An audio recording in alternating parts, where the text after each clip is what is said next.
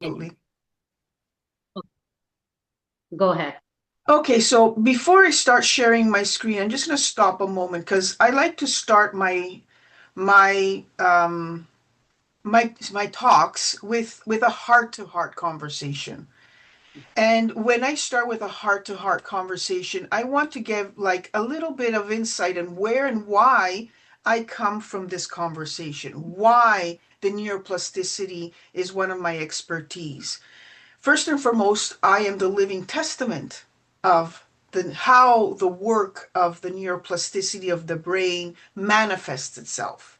I'm a survivor of a brain aneurysm, and I am legally blind. I have only 15% vision field.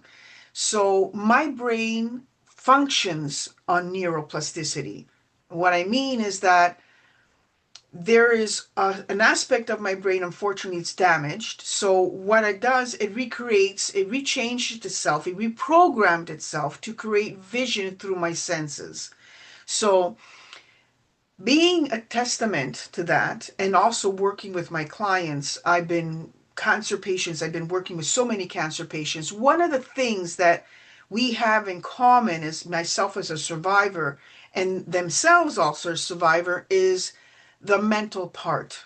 So when I talk about reframing mental health in the journey through cancer, whatever illness that we're going through, I'm talking about transforming the way we process what is really happening with us. So when we speak about cancer or autoimmune disorders or degenerative diseases, our attention often centers on the body, right? It goes right into the body. So we talk about how we feel physically. Okay, so the cells that mutate, the tissue that weakens, the immune system that turns against us or against itself, right?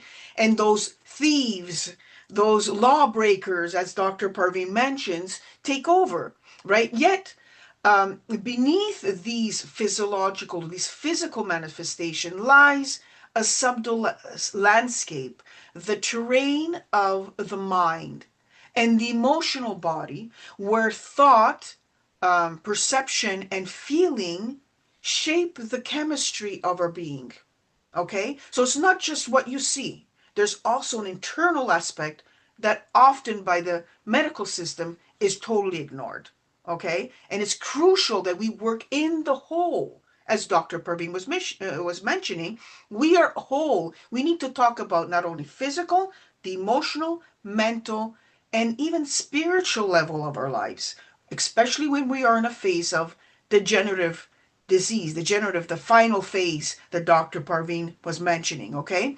So modern neuroscience has illuminated what ancient wisdom has long known, that the brain is not fixed, but fluid, okay? Not merely reactive, but creative. This quality, known as neuroplasticity, reveals the brain's extraordinary ability to reorganize itself, form new connections, and even reprogram biological responses based on our emotional states and mental patterns. In this light, every thought and every emotion becomes a biological signal influencing immune function, cellular communication, and the body's innate capacity to heal.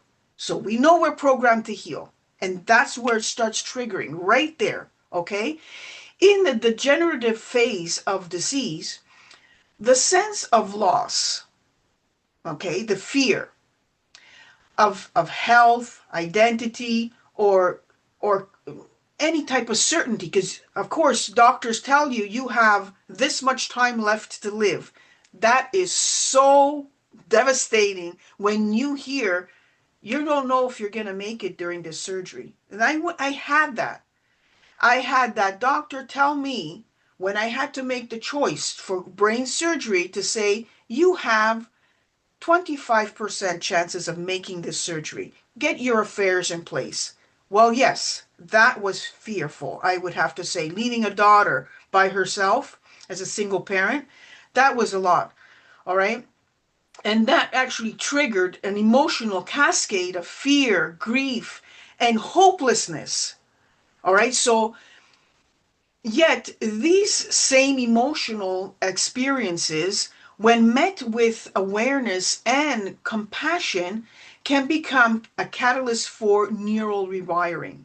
So, the practice of mindfulness, um, intentional thought, uh, gratitude, meaning making activities, brain regions associated with healing and resilience, shifting the internal narrative from I am ill to I am transforming, because that's what Dr. Barveen was saying. She was saying we're not ill. We are transforming. We are actually, we don't get sick. We're not sick. It's the body telling us something. The language of symptoms, that arterial vascular malformation that I had in my brain was telling me something, and I was transforming how my brain would have looked like. Okay, so this presentation invites us to look beyond pathology and into possibility, to understand the health, that health is not only the absence of disease, but the presence of coherence between mind, body, and spirit through a synthesis of psycho neuro immunology, emotional intelligence, and consciousness research. We will explore how mental health practices can awaken the brain's regenerative intelligence and eventually support the body's healing as a journey as a consequence, as a result. Because when we change the way we think, we change the way the brain functions. And when the brain changes the way the body changes, the body follows. So basically, the body can only go where the mind has already gone. Okay, so let's get into my slides. I'm going to share my screen now. Okay, hopefully that was helpful into getting into the presentation, so we have an understanding of where we're going. Okay, so so the invisible landscape of illness. So how I like to speak is with I would call them quotes. Okay, so the healing begins in the mind long before it is visible in the body. So what does that mean? Illness extends beyond biology. It includes the emotional, mental, and spiritual bodies. Emotions and beliefs influence biochemistry and healing outcomes. All right? Healing begins when awareness meets biology. And what does that mean? Awareness means biology. When we talk about awareness, we talk about being aware of what state you're in right now. So, let's say the state of acknowledging that you have something that is not working. All right, your body's out of balance. There is an illness happening, hypothetically mentioned by a doctor, saying that you have an illness, and there is a state of emotions that come up. And that's where, when you come to the awareness that there is more than what conventional medicine gives us, there comes a moment of transformation in the brain where it says, oh, it's just like a shade of a dash of light that comes into the darkness. There's like this bolt of lightning that comes into the sky. In the before there's the rain or the storm that comes through. It's that light that comes through and says, oh, now something is going to change. It's the awareness, the preparation of it. So neuroplasticity is the brain that changes itself. So the brain can change. We're programmed to heal. There's hands down. There's nothing. Everyone on this platform can agree with me that we are programmed to heal. and the brain changes itself based on our healing process, our natural healing process.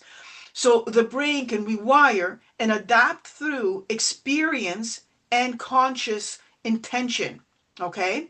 So emotional states sculpt neural pathways and hormonal balance. New thought patterns can alter brain structure and function.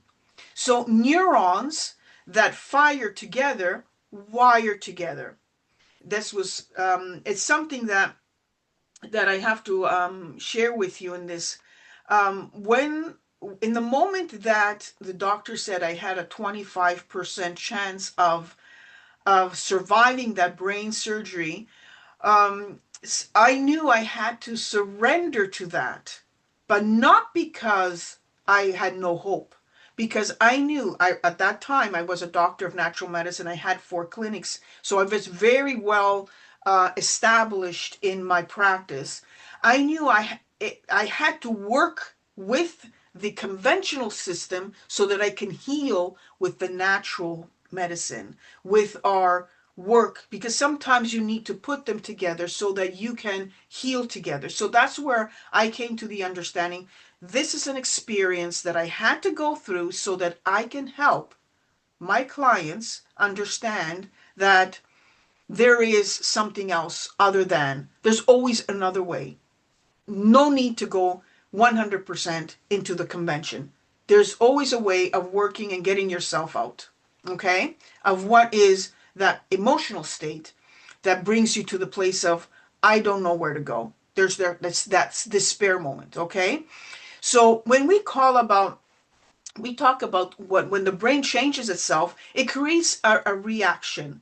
Therefore, reinforces the immunology of the body. So psychoneural immunology is the mind and the immune connection. So the immune connection and the mind are very connected. Like if the brain says, um, uh, creates a protective system. Like for example, you are in connection with, in contact with people that are contagious of, I don't know, whatever at that moment we had COVID-19, right? We were dealing with, and so we had not only the COVID-19 per se as let's call it the attacker of the body.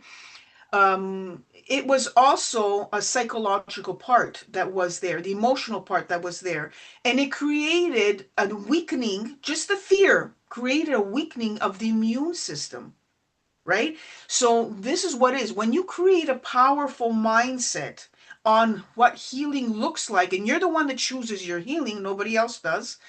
You choose to heal the way that your body's programmed to heal. You will be able to strengthen your immune system just with the intention of doing so.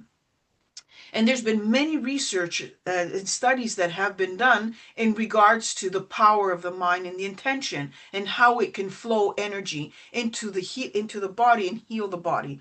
So your immune system listens every thought you have. If you think that you're healthy, you are healthy. If you think you're ill, well, you're ill.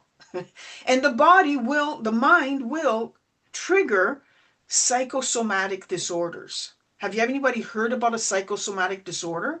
Well, that's what it looks like. The mind thinks that it's ill and it creates that illness.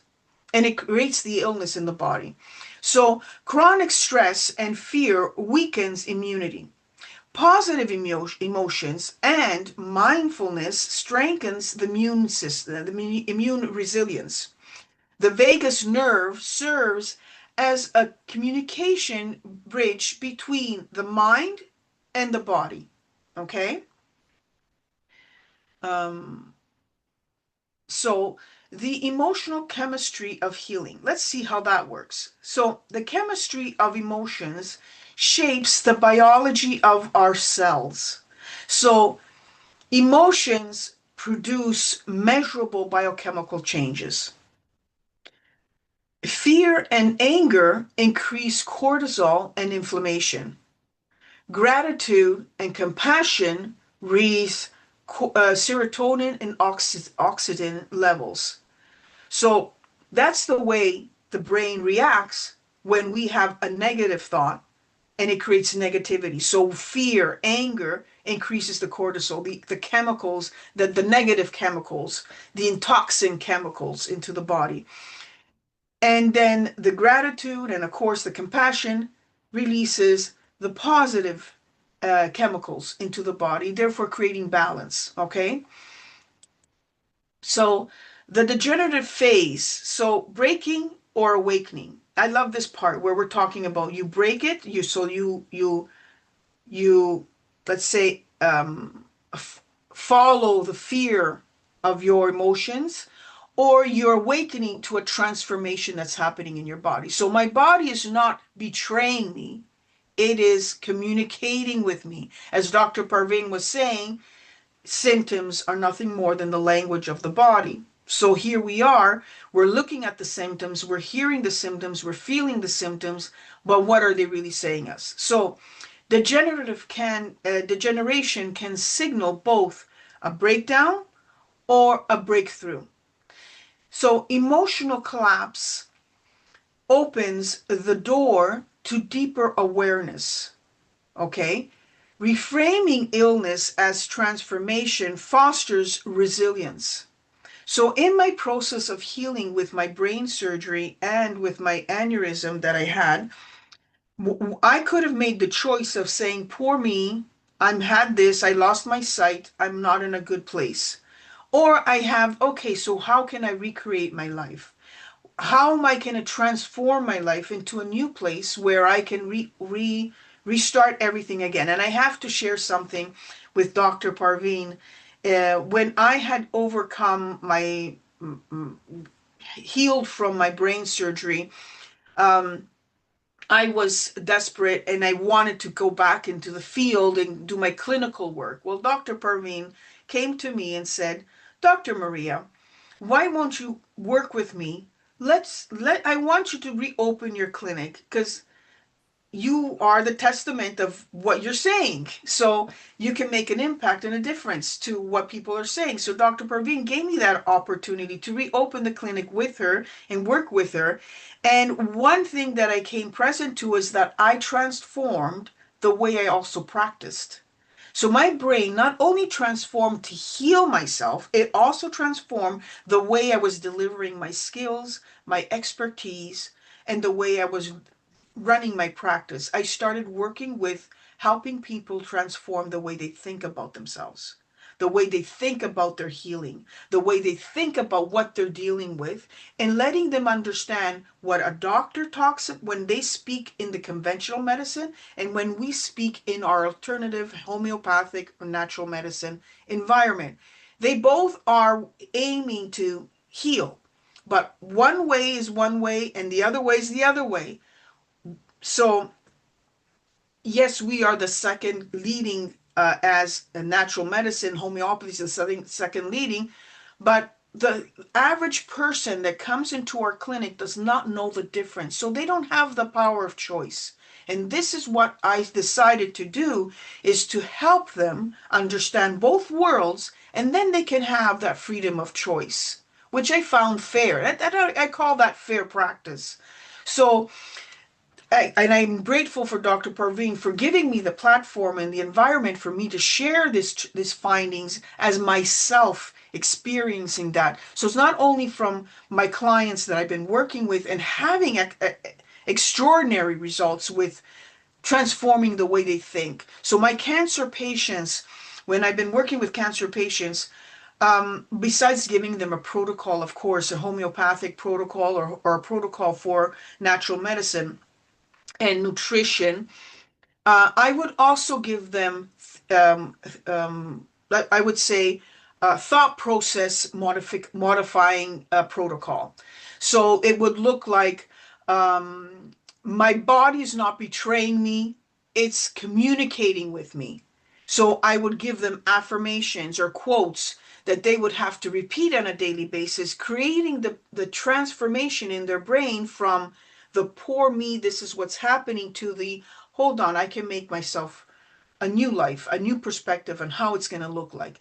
I'm in control, not the medicine. I'm in control, right? So that's very powerful. So conscious reprogramming thought through thoughts, and that's exactly where I'm going on. I went a little bit ahead of my slide. So mindfulness and visualization reshape neural architecture.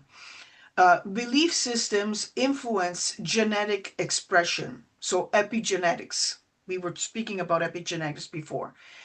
Awareness and intentional thought creates coherence. So change your thoughts and change your brain. That's another affirmation. Okay. So practice of neural healing. So healing is a practice of remembering wholeness. Remember, so Dr. Parveen was saying at the beginning, we are working in the wholeness. So who we are is not just what we see. We are emotions, we are mental state, we are our biological system within us, our physiological system. So all together, all combined, we create mindful practices so that we can create that neuroplasticity in the brain to transform its way to a natural healing state. So mindful breathing and gratitude journaling is one of the most important ones that I have used myself. So one of the breathing techniques that I always use and suggest to my clients, I call it the breath of seven. See, it's like that breath of seven has a technique where the person that is practicing that breath inhales in counting up to seven in their mind. They hold their breath, counting up to seven in their mind, and they release through their nose their breath, counting up to seven in their mind. And the purpose of that technique is to, one, clear the brain, because the brain thinks only one thing at a time, or focus on one thing at a time. It has like thousands of thoughts, but it can only be present to one thing in one moment, okay? So the moment that it's counting, it's distracting the fear, the anxiety, the stress, whatever that negative energy that's flowing in that moment, it's being distracted because it's counting. So the brain is being fooled. And in that moment, it's being reprogrammed so that it can create a new perspective where it says healing is a practice of remembering wholeness and like rebooting a computer. When a computer does not work, function anymore, you reboot it. And this is what the breath of seven does. It's rebooting the brain. And the reason why we exhale through our nose, it's releasing all the tension that's stuck in the brain. Okay? When we breathe out of our mouth, the tension is releasing from the body. Now it's important to release tension from the brain when we are looking to heal on a neurological aspect and creating a neurological plasticity and pathways, new pathways of the brain. So when you have a clear slate, the mind is clear, now you can put in new intentions into the brain. So a heart-brain coherence and forgiveness work is also another way. Visualization of cellular regeneration in like creating your cells that in visualizing your cells that are reconstructing the cancer cells dissolving or shriveling or dying on their own because they're not being fed the sugar, they're not being fed anything. And so the picture of having the natural death of the cells it's very, very powerful. So also hypnotic guided meditations combined with the sound frequencies targeting the emotional state. So that's where Dr. Horowitz was explaining the 528, the love frequency. And I personally use Dr. Horowitz techniques in regards to, and solfeggio as well, to reforming or reshaping or reprogramming the brain in regards to a thought process and creating new intentions and new pathways through combining the sound, because we all know that we vibrate, we're made of energy, and the absorption of the frequency allows us to recreate the rebooting of the brain, just like it could reboot our computer, okay? Now, Integration of science and spirit. This is something that I had a little bit of a thought in regards to what we call spirit. So we all have beliefs. So science explains the mechanism and spirit gives its meaning. So the philosophy, the understanding. So there's a philosophy here that we need to understand. So healing is where science meets the soul. Now, when we talk about spirit, we're not talking about a religion here. We're not talking about a faith. We're talking about the connection with our essence, our energy, and our earth, in the earth and the surroundings around us, and the higher source above all living things. That's when I speak about spirit. I speak about our connection with all living sources around us. Okay? And when we speak about spirit and the soul is the personal part of it. It belongs to you. That the soul is yours. The spirit is around us, but the soul is within us. Okay? So healing arises when knowledge meets consciousness, when you get aware of what's really happening, okay? And why things do happen.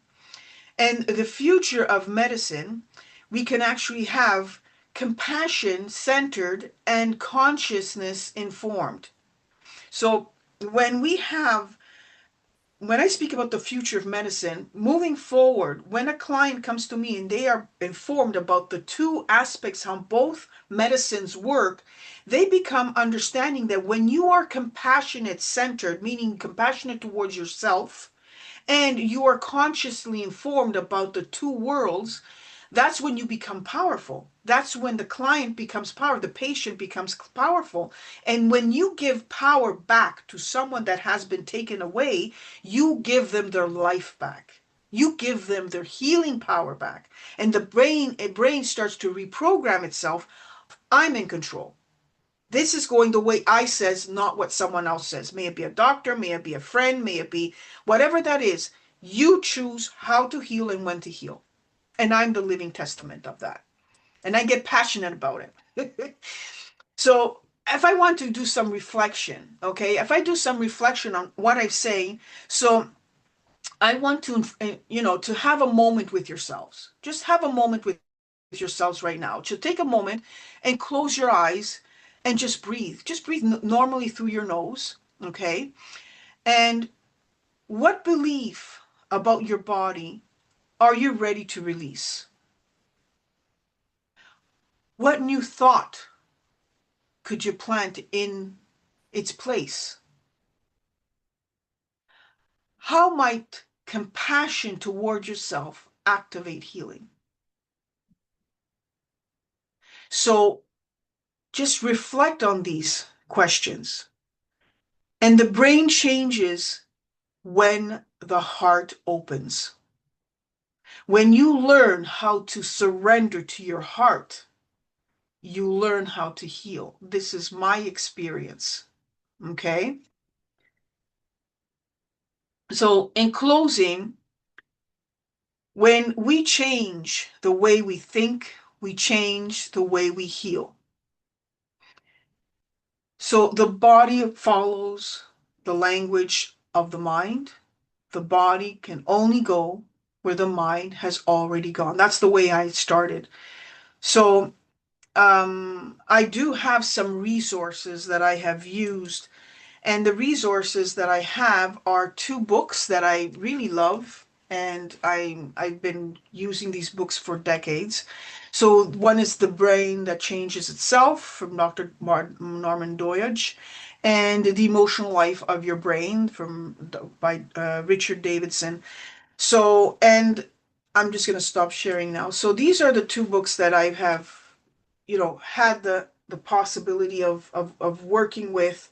And there's a lot of information out there.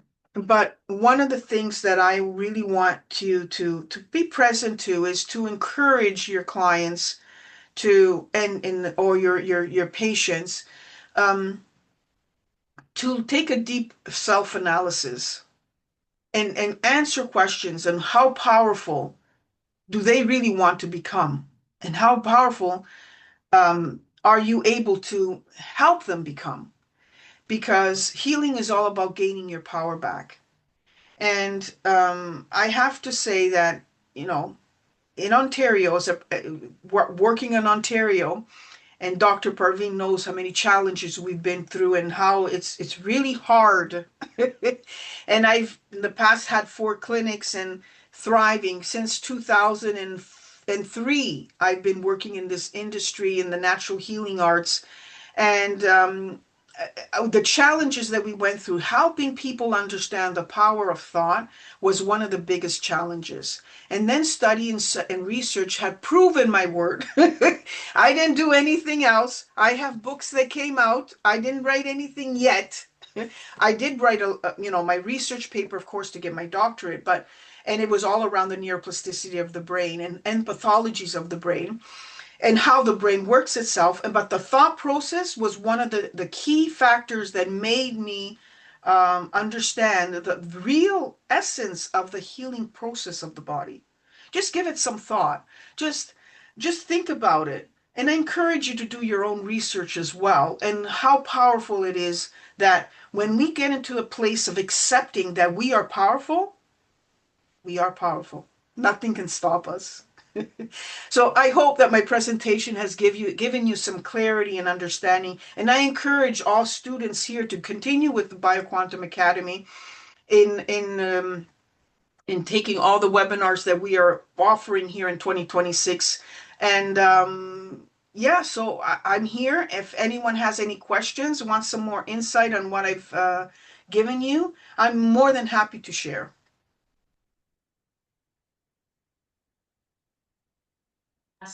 Fascinating, Dr. Maria, as always.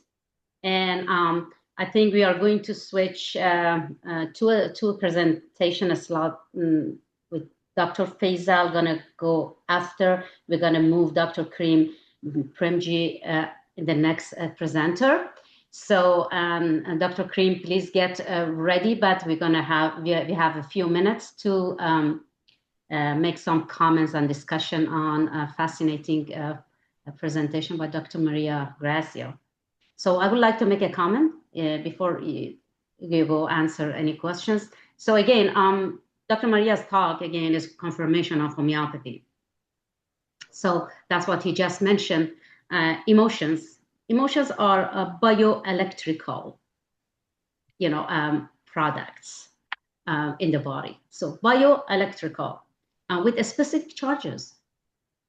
Okay, the charges, what's the charges are frequency. Okay, and that these charges with the frequency will interfere with your bioelectromagnetic field, your bioelectric device, from top to bottom, from brain to the nervous system and all over. So if an emotion that she explained it beautifully, Dr. Maria, when an emotion's lowering the frequency, it's a lowering frequency of bioelectrical field. What do you feel when it's lowering it from the natural and normal frequency? You feel depressed. When is a form of hiring that emotion, because it's a charge, as a frequency, is higher than your bioelectric field. What do you feel? You feel anxious. So it's lowering it, you feel depressed. Is high, goes higher, you feel anxious. So that's what the emotions do. Now, what do we have to do to bring the body into homeostasis and the right frequency of our natural biofield? So we do it with homeopathic medicine. For example, in a fresh grief, we have Ignatia Amara. That is like we call it acute grief, that the person can go through a frequency of depression. So we go with Ignatia Amara. So we have old grief, which the frequency changed. It's not the same as fresh grief. We go with Natrum muriaticum. So we'll see that every single homeopathic medicine has its own frequency based on what the patients present. It all goes back to the bioelectric field modifications and changes that is done by the emotions. Dr. Maria did an amazing job to make it so clear to everybody that how emotions, through going through challenges of tough time of hearing the news of cancer or they're creating fear in you, is changing the biofield of the body, bioelectromagnetic of the body. We have medicine for it. Homeopathy has answers to almost all of them. So, and thank you again, Dr. Maria. My Was pleasure. amazing and fascinating. Thank you, Dr. Faisal. Amazing. So, Dr. Faisal would be the next presenter, but he's always accommodating and Thank you so cooperating. much. Dr. Zarin, if you don't mind, can I just speak for 2 minutes? Yes, we have time. So Dr. Krim Yeah. is going to go at 1:30 because we have another 10 minutes to go. Okay. And whoever has questions or comments, Dr. Faisal, go ahead. Yeah, thank you so much, Dr. Maria. I loved your presentation.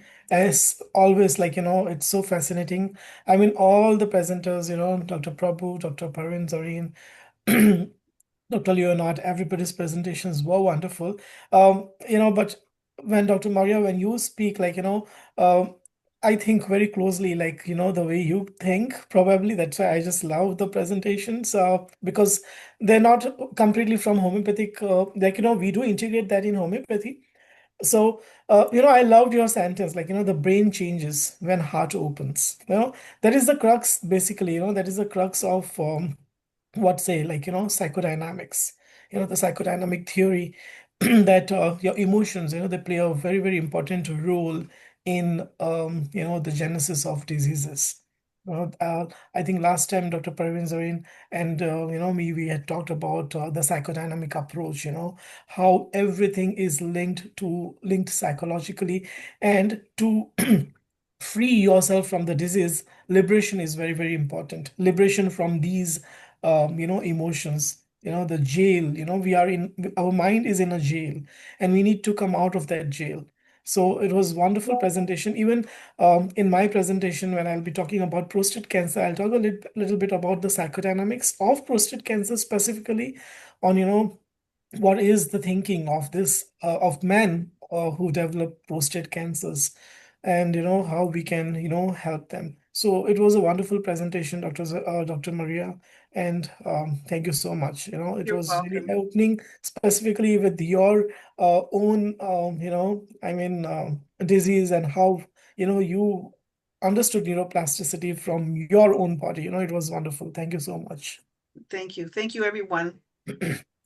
Awesome. Any questions? We still have a few minutes to go. If Dr. Kumar, Yeah. I have something to Dr. add on Kumar, to. where are you? I Yes. cannot No, find you. I have already written a few points with. I would appreciate Dr. Maria. Please allow me to share my information of knowledge which you have already, shared. So one of my main research is on the energy fields, right? Mhm. Now, what we when you said that everything starts in the mind and then it manifests in the body, right? Now the question will be, where is the mind? That is very good question. Is a very good question. So where is the mind? It's not a gray matter. It's not the gray matter. That's where we need to understand. The mind is something. Remember when I said the spiritual realm, the spirit, the soul? It's your essence. It's the mind is it's like a processor. The brain is the hardware, but inside is the software. That's the mind. Does that make sense? Like it's like the processing part of the essence of existence. Does that make sense? Um, I'm going to give you a different explanation. You finish yeah. first, and then I will substantiate whatever you're saying, and I think that will be the best answer we can give. Yeah, I have an answer also after Dr. Kumar. I'm going to go. so to talk about his mind. Okay, go, Dr. Kumar. Okay, now everybody knows that the mind works like a parachute, right? Only when it's open, it works. Very simple. And for me, when I was doing the research on human energy fields, specifically checking the energy fields for now, it's almost 35,000 people I have checked with my dowsing rods. After 10 years of my research, what I found was our mind is nothing but our energy fields around us. All right. Now, how do I explain that? When I check the energy fields, it varies from 0 to 18. Now, when the dowsing rod fully opens, that means your energy fields are wider. Now, wider the energy, the better is your energy fields, and that in turn keeps your body also functionally, I would say, fit enough to handle diseases. Then the next thing you told was, the mind and the body, right? Now I have to let you know that in the auric fields, now I am making it more simple. In the auric fields, we do have all the organs. And the best example I would give you is if at all you're going to get a flu, it first affects your auric body, wherein after 7 days, your real nose will get the flu. So, in the same way, if at all you're talking about any diseases, it can be cancer or any disease, your aura is the one first will be affected, and then your physical body gets affected. So, here, when you're talking about the mind, I would say that keeping your energy field strong and wider, you can be very, very healthy. And at the end of the day, you said something to do with the emotion, right? Now, emotion, if you are going to split it up, it's called energy in motion. Now, if you're a person with positive attitude, what happens is the motion of energy you create to yourself, as you said very beautifully, your healing affirmations. All these works wonders because your energy you're releasing through the emotion is positive. And at the end of the day, as you are right, and I would like to let know our students down here who are all keeping your energy stronger and wider helps you to be healthy. That is number one. Number two, keeping your energies wider and stronger helps you to heal. So, such of those who already have a issue in terms of diseases, you need to work with your energy fields. Now, that is where your affirmation comes in, your breathing in comes in. Now, the simplest way to expand your aura is just breathing in and breathing out. Simple breathing, your aura opens up. Now, here there is something called midbrain activation, wherein I think when we go on with our classes during the 2026, we will be able to teach everyone when you do the right breathing, your energy opens up instantaneously. And I think that we both can probably help all of our students and clients to enhance the energy, heal themselves. That's my part of a little knowledge which I'm sharing with you, Dr. Maria. Thank you. Thank you Thank so you, much, Dr. Dr. Kumar. That was amazing. I think we have to go to the next presenter. So thank you, Dr. Maria, again. Was fascinating. So we're going to discuss more at the panel discussion. So Wonderful.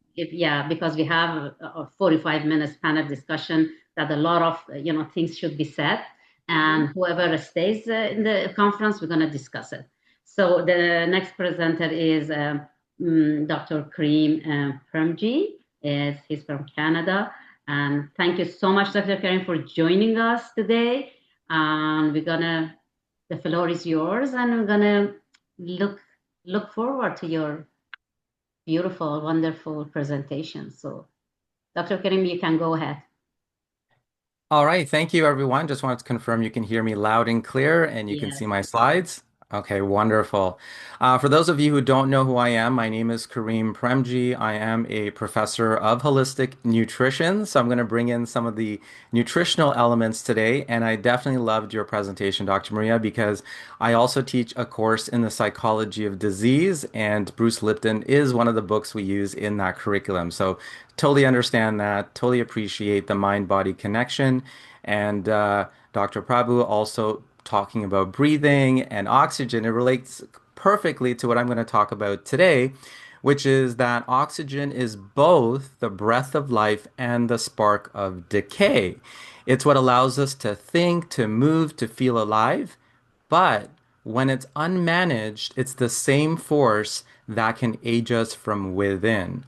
So today I'm going to explore an element of that, one root foundation on how omega-3s are essential fatty acids, just like you mentioned, Dr. Praveen, at the beginning, that we have these essential nutrients that are so key. And I'm going to focus on DHA as the bridge between the oxygen of life. It can transform cellular breath and coherence rather than chaos. So we're going to look today deep within our cell membranes and literally show you how that breath and what it means for cancers, human vitality, inflammation, and consciousness itself. So I'm pretty excited to share this topic. It's one of my passions, so I hope that I'll inspire some insight into this today. Now, we all know that every cell is a miniature furnace. Oxygen is that spark that keeps our biological engines running. Yet, that same spark can ignite damage when it's uncontrolled through ROS production, the radical oxygen production, and also mitochondrial membrane degradation. And this is what I call the oxygen paradox. The question isn't whether we get enough oxygen, it's whether our cells know how to use it intelligently. So there has to be this balance between oxidation and order, and it all begins at the different cell membranes of each one of our cells. This is the interface between life and our environment. Now let's step back from the cell for just a moment and look at the bloodstream, that superhighway that delivers the oxygen to every tissue in our body. Now we know that oxygen itself is carried by hemoglobin, the iron-rich protein inside all of our red blood cells.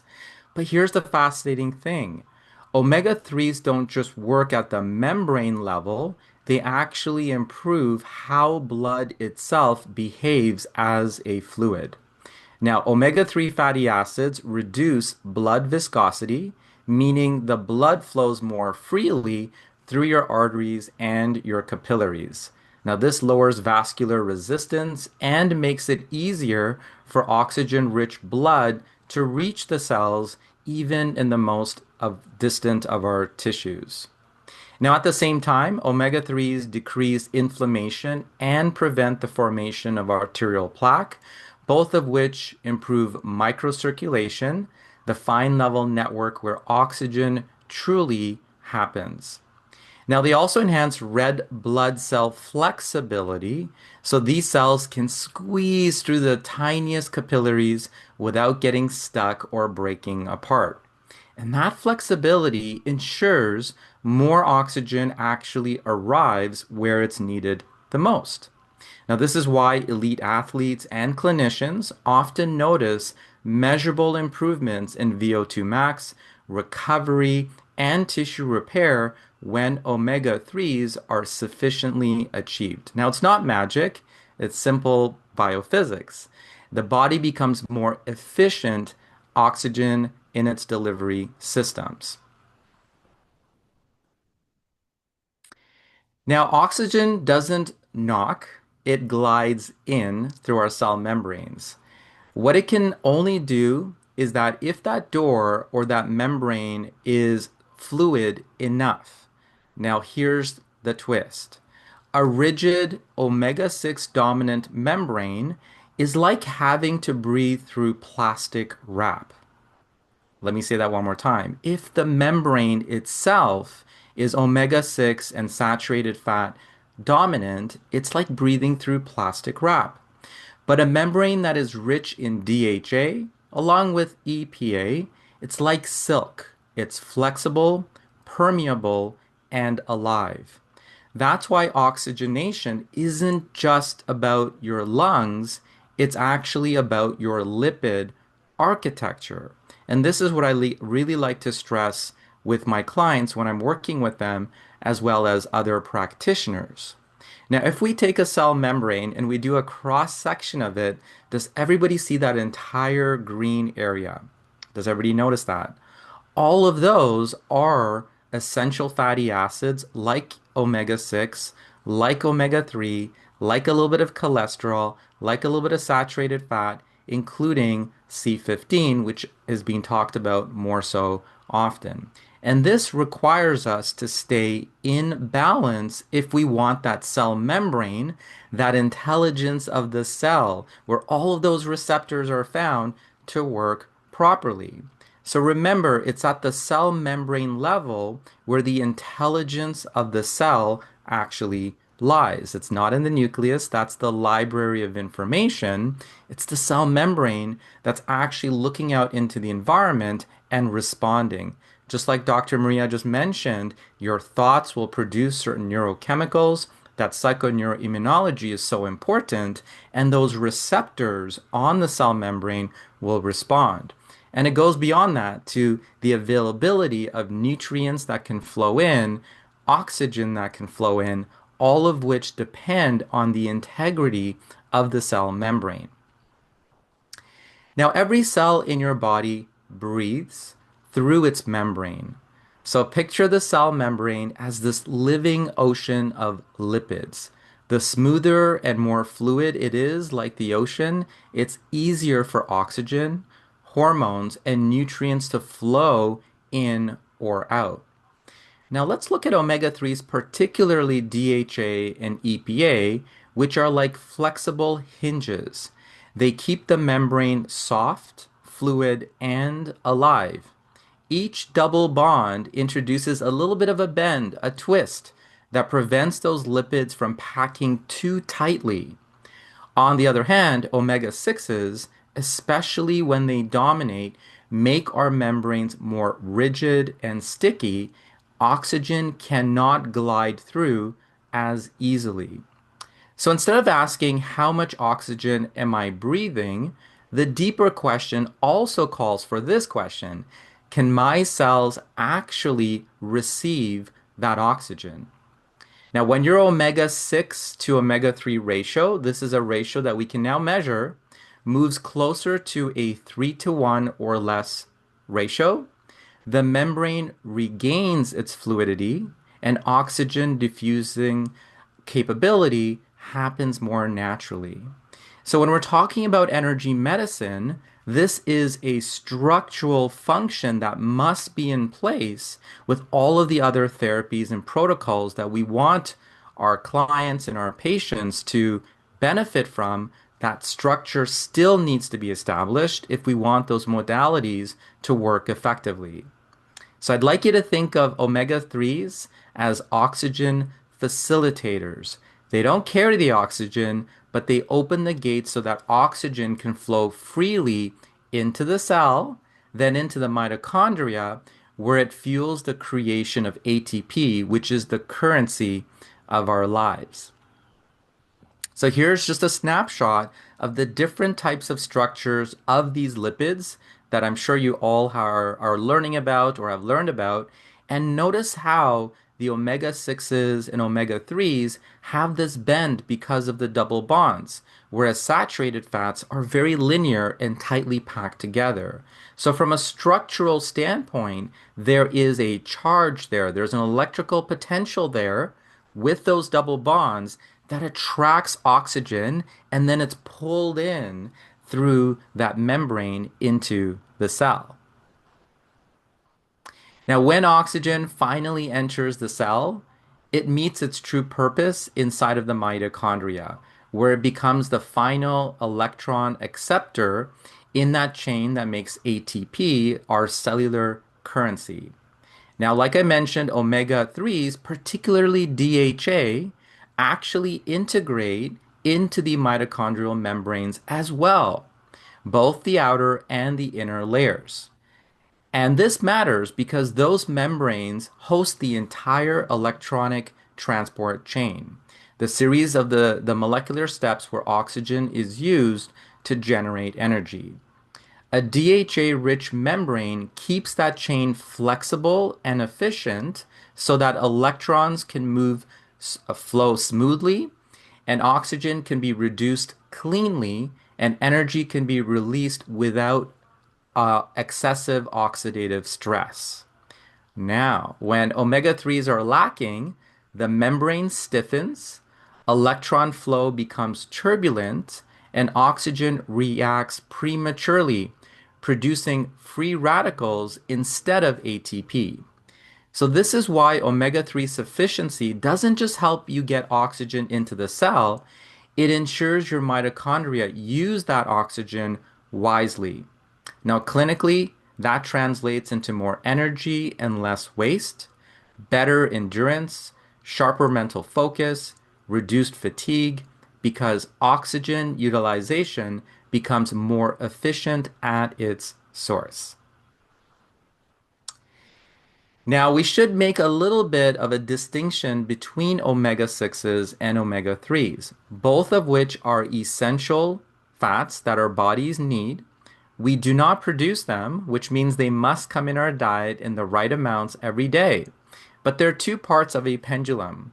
On one hand, omega-6s create the inflammation response in our bodies. They're converted into prostaglandins, which initiate the inflammatory process. This is important in acute situations. You get a cut, you want it to turn hot, red, and swell up. But in chronic situations, that fire does not get turned off, and that's where the problem lies. What is the antidote? Omega-3s, especially EPA, which can reduce or turn off that inflammatory process. So does everybody understand one ignites the fire, the other one turns it off? And if that's the case, they need to be in a state of balance.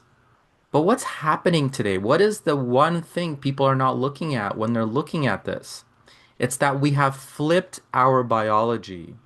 Our ancestors, if we go back to our grandparents and our great-grandparents, lived in a world where they had a 3-to-1 balance between their omega-6s and omega-3s. But today, if we test people, and we do this in my clinic and in my practice, we see that people are a 10-to-1, 15-to-1, 20-to-1, even a 40-to-1 omega-6 to omega-3. And that's because of our food system has shifted.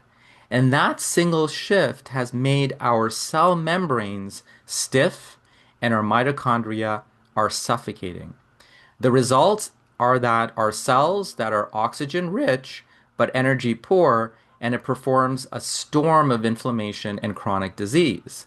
And we all know when we deprive a cell of oxygen, problems like cancer can be created. When we have an excess of free radical creation through those ROS molecules, it can damage DNA.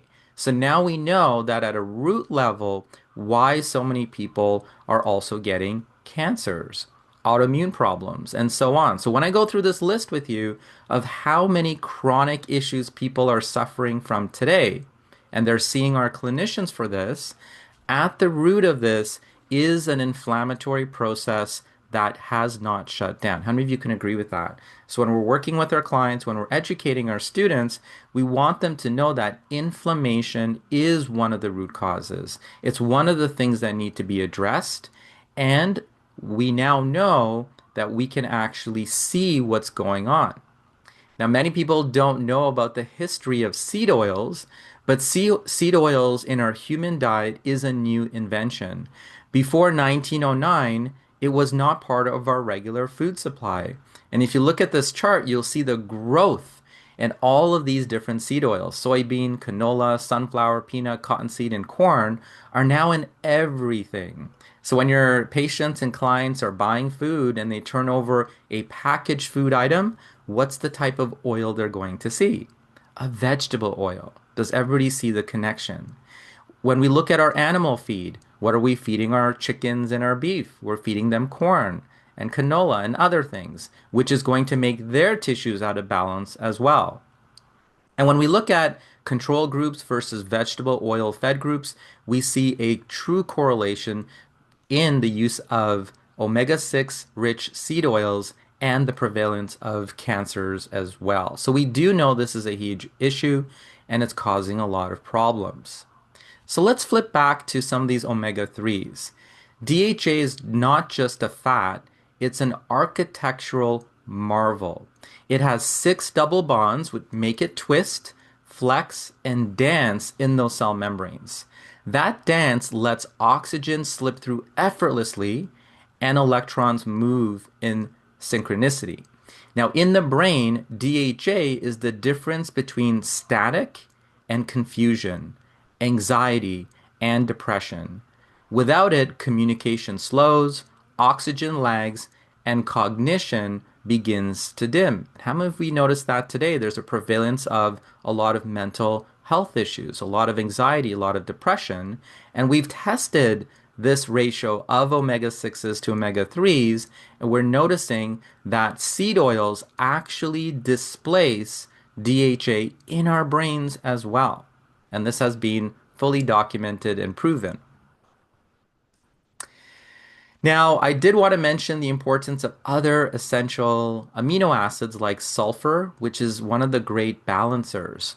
It doesn't resist oxygen, it guides it. Every cysteine bond, every glutathione molecule is a safety valve channeling oxygen's charge safely through this energy system that we're talking about. Without sulfur, oxygen's dance turns into chaos and oxidation takes over. I think this is why the Budwig protocol that combined cottage cheese, which is a very sulfur-rich amino acid source, along with flaxseed oil, which is a parent omega-3, that combination was able to nourish the cell of many cancer patients, and that oxygenation was stabilized and allowed those cells to function properly. Just an example how applying holistic nutrition principles can have a profound impact on our cellular chemistry. Now, what happens when we don't have that balance? When oxygen can't flow properly, it begins to burn indiscriminately. Lipids break apart, proteins carbonize, and DNA becomes the collateral damage. And I know this topic of today of cancer is really important, and it's through a lot of this DNA damage where cells begin to function incorrectly. That's oxidative stress. Not too much oxygen, but unmanaged oxygen. So the key is to restore the structure that lets energy move gracefully again. So if we can't correct what we don't know, the best thing we can do is to quantify. So in my clinic and what I teach students is to test and not guess. And one of the tests that I've started to use is called the balance test, which is a dried blood spot testing assessment where I look at 11 different types of fatty acids that are found in the red cell membranes of my patients.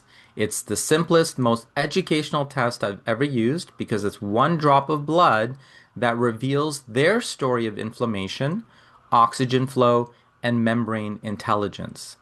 Now, on the flip side, when a patient sees their outcome, when they see their report, they're instantly more compliant with protocols because it's no longer just theories or assessments, it's actually their biology that we're getting a snapshot of. Now, one of the best parts is, number one, they get a customized report that will show them their ratio between omega-6 to omega-3, their omega-3 index, their mental strength, and more importantly, their cell membrane fluidity.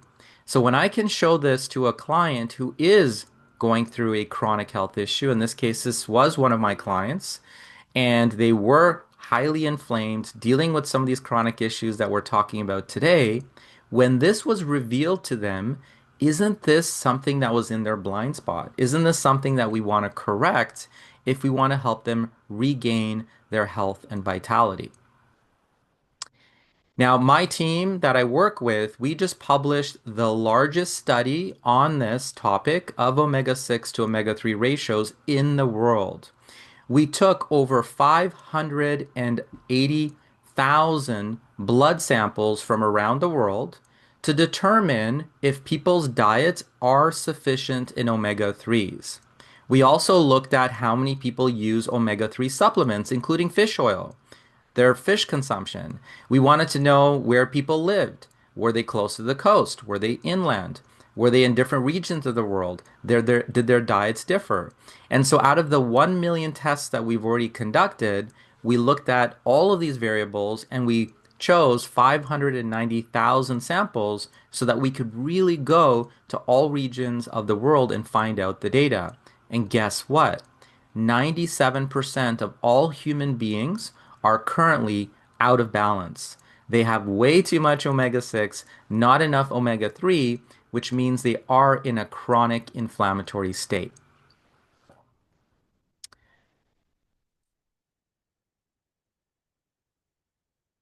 Now, the question is, what about fish oils? How many of you currently recommend an oil in your current practice? Now, there's a missing piece that people do not realize, and that is that in our oceans, omega-3s are made by algae, and this is going to be very critical, so I want you to pay attention to this.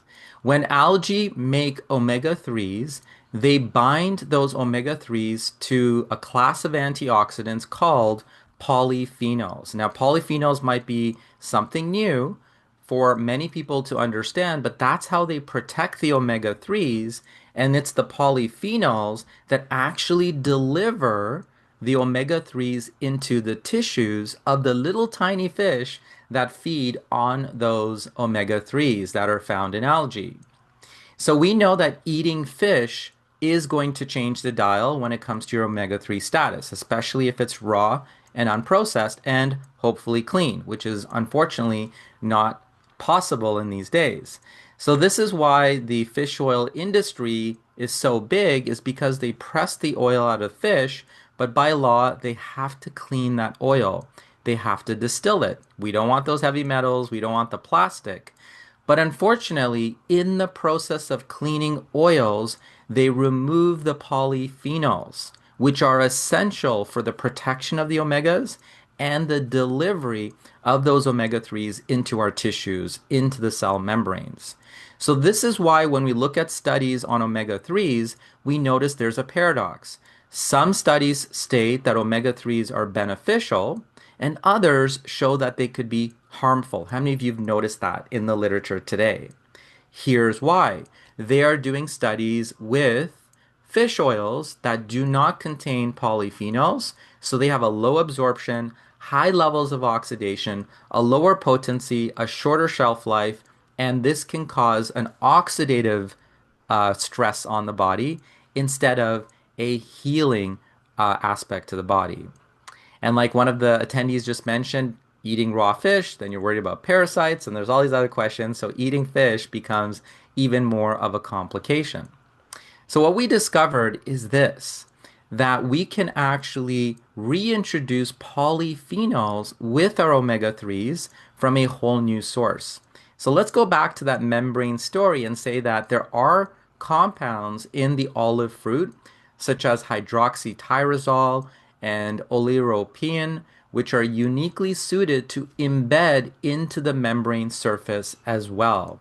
Their molecular design allows them to interact with both the water side and the lipid side of that bilayer membrane that we all possess. Now, once they're positioned at this interface, they do three crucial things. One, they form protective hydrogen bonds and hydrophobic anchors that stabilize membranes.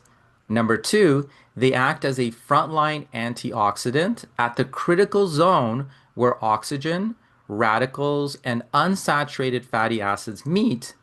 And number three, they influence the lipid environment around membrane proteins, helping maintain optimal structure-function relationships. Now, in the context of your oxygen membrane model, while DHA and EPA keep the gates open for oxygen and electrons, the olive polyphenols keep the gates clean, aligned, and resilient. Without that protection, the unsaturated fatty acids might become oxidized, and the membranes will then stiffen and leak, and oxygen becomes a liability rather than a lifeline. In short, olive polyphenols don't just add another layer of oxidative defense, they preserve the architecture that makes oxygen flow and membrane intelligence possible. So typical fish oils are stripped of their protective antioxidants and they can become pro-oxidant. That's why in my practice with my patients that are chronically ill, I now use something called balance oil, which was formulated the way nature intended. It's a source of fatty fish that, of course, is clean, coupled with olive polyphenols. Now, this stabilizes the oil, protects the DHA, the EPA from oxidation, but because it's bound at the molecular level, it is now able to shuttle those omega 3s into the cell membrane while integrating the polyphenols and the omega 3s together into those cell membranes. And the data has been stunning. Within 4 months, 95% of my clients that I test, and I test before and after, are back into a balance of 3 to 1 in 4 months or less. That is profound. Why do I say that? Because 97% of all of our patients today are currently out of balance. So if we're applying energetic therapies, if we're applying herbs, if we're giving them vitamins and minerals, if that membrane isn't fixed first, it's not going to function properly. This is why this becomes a root cause protocol to reestablish the function of each of our cells. Now, when we normalize this ratio, it's as if the cells remember how to breathe again. Now, we did a nice little breathing exercise with Dr. Maria with the 7 and the 7 sequence. We know how important it is for us to breathe.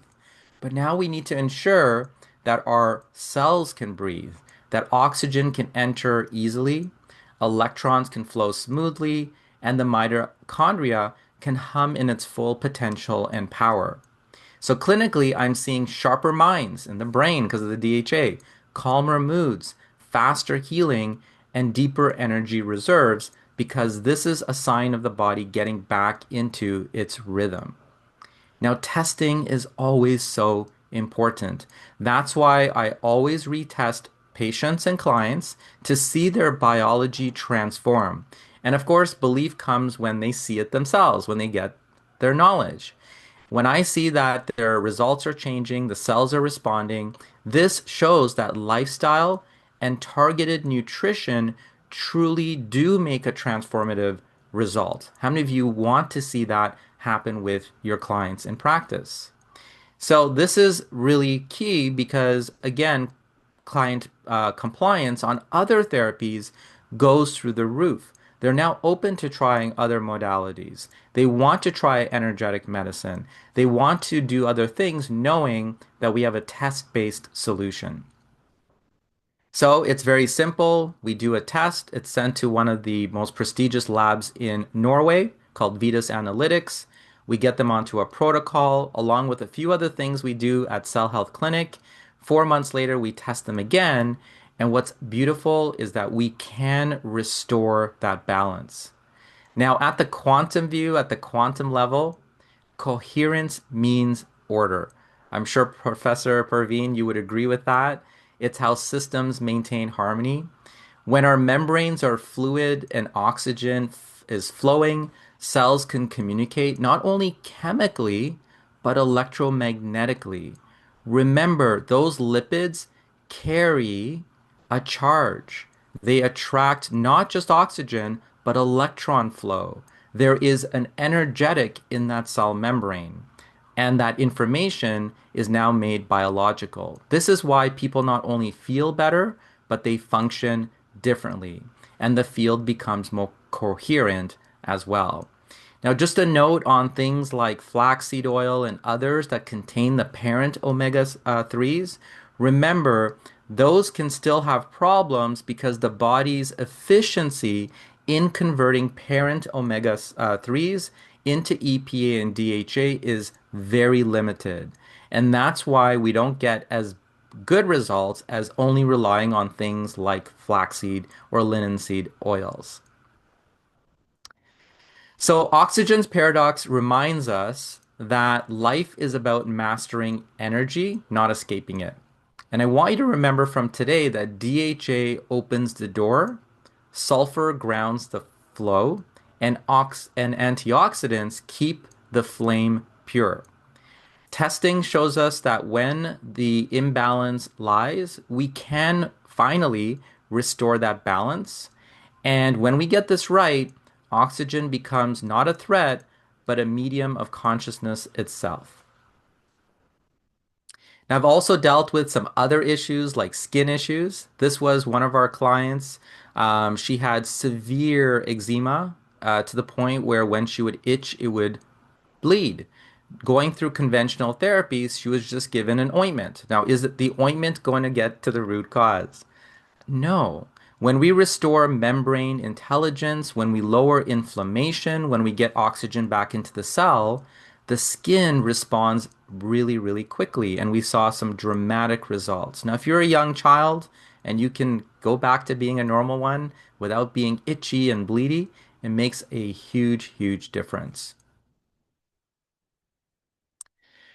So finally, oxygen paradox reminds us that we can do certain things. Omega-3s are important, polyphenols are redox guardians, and testing again allows us to maintain that balance. Now, I really wish I had more time today to talk more in depth about this. I know I was only given 30 minutes, but I am doing a special gift for all of our attendees. If you do scan the QR code here, if you're in Canada or the United States, we're giving away some bottles of the Balance Oil to some of the attendees and any viewers that see this later. If you like our protocol and you want to apply it in practice, just set up a free practitioner account and we'll get more details to you, the studies to you, and everything that you need to learn more about this.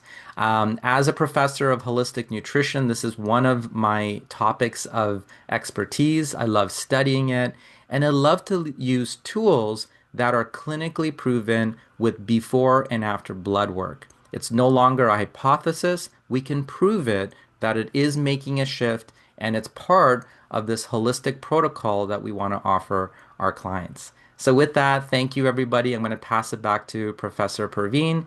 If there's any other questions, I can field those as well.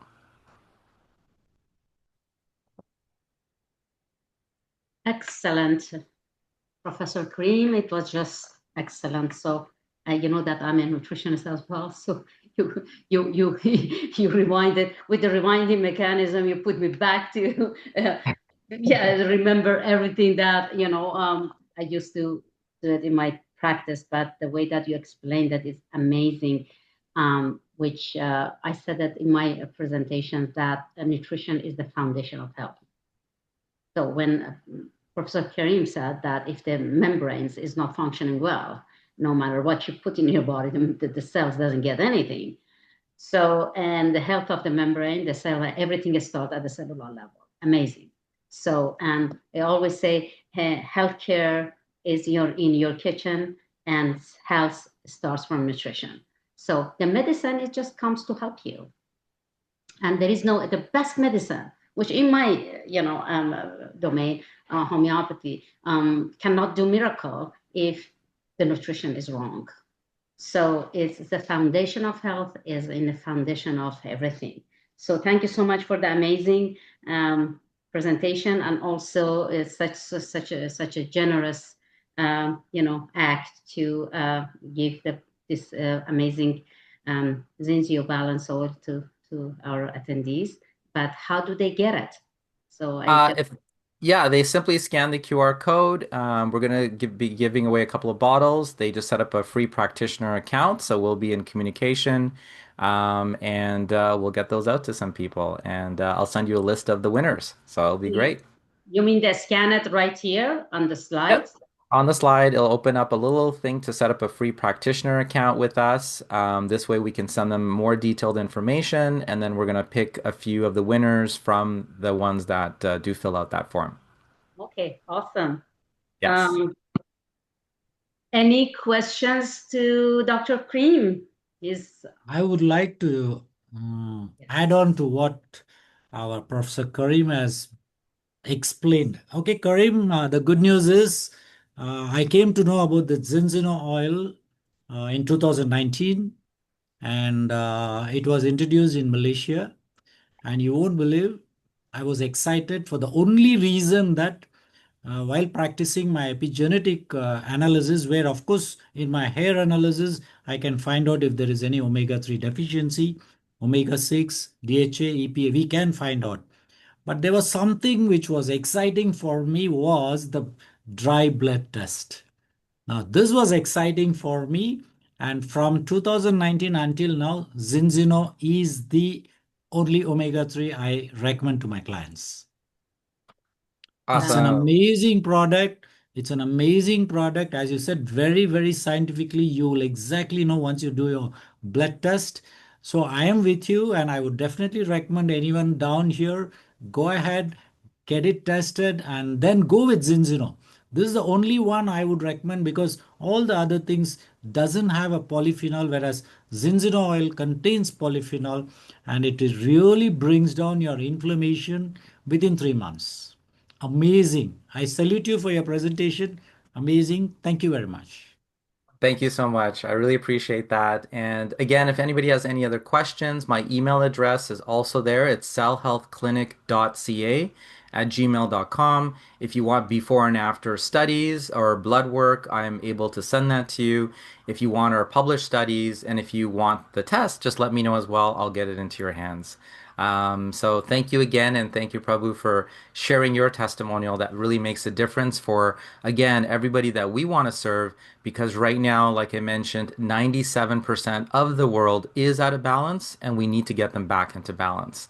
And this is important work that we need to get done. So thank you. There are some And questions especially, for Professor Karim. There are some questions on the chat. there's just one more Yes, addition yes, I go want ahead. to give. People who are all on anti-cholesterol medications, as you said rightly, your cell wall becomes rigid. Now, once your cell wall becomes rigid, definitely the oxygenation, the nutritional, everything is heavy. So there also Zinzino oil plays a very, very, omega 3 plays a very, very important role. So out there, if at all anybody is on your anti-cholesterol medication, be careful. Your cells are dying slowly. Yes, and not only that, if you're on any statins, then you're not producing CoQ10, which is such an important Correct. enzyme in your Correct. mitochondria, right? So Absolutely. we're going to see a degradation in cell function, energy, and of course, that again turns into one of the root problems, which is all energy management. So Absolutely. it all comes down to the structure. And if we balance that, it makes such a key difference for all of our clients. We have to get to root cause. And establishing a proper cell membrane is the intelligence of the cell, both the outside of the cell and the mitochondrial membrane itself. Okay, yes, thank you. There's a few questions here. Yep, Let me I take see one from Dr. Sri. Remember, the key point I wanted to make is if you're consuming fish oil, it's not the quantity that you're going to be concerned about. Is that fish oil distilled and void of polyphenols? If it is, it's highly reactive and it will oxidize. We've done oil stability tests, and we know even things like krill oil will oxidize within 5 hours. Cod liver oil will oxidize, regular fish oil will oxidize, and in many cases, the antioxidant that they put in a fish oil bottle, like vitamin E, will only protect it in the bottle, but once you ingest that oil, it's sequestered differently.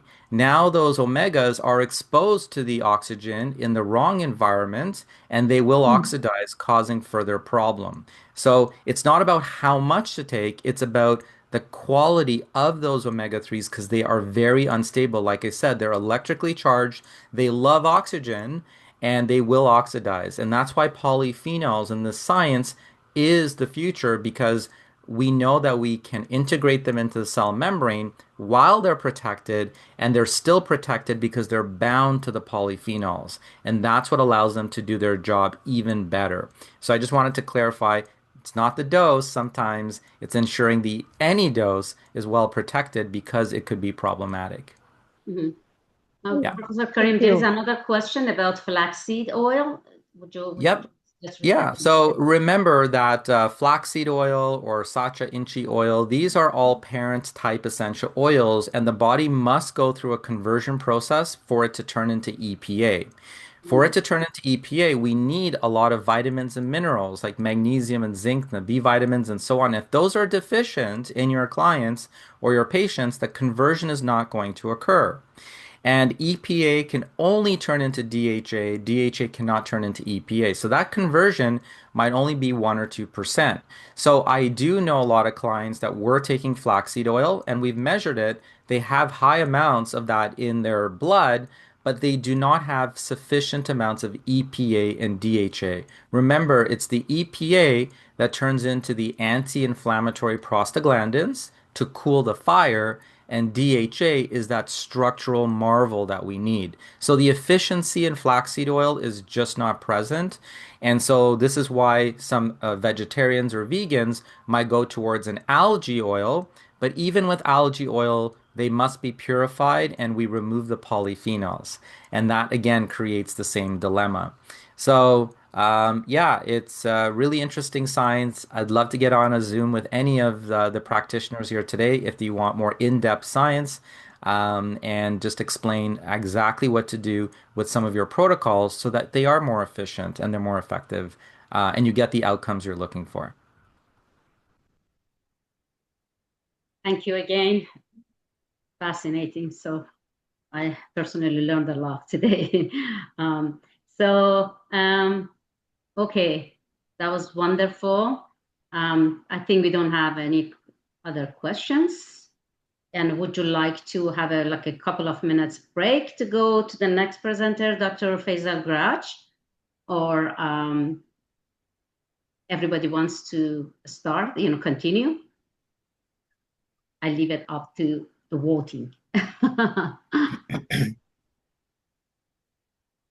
So, no questions. Still, oh my God, it's the students from Indonesia and Dr. Kumar from Malaysia. They're like 10, 11 hours, that time zone is ahead, is midnight for them. But look at Dr. Suri, she's still here asking questions.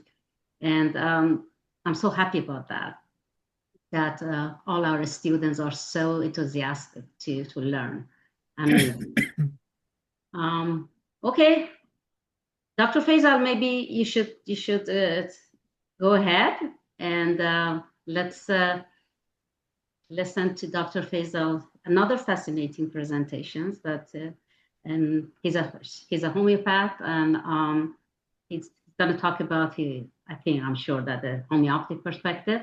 And he's a psychologist as well. I think psychologist, psychotherapy, you can explain it, Dr. Faisal. So, and his perspective is going to come through different lenses, maybe. But that's who we are, right?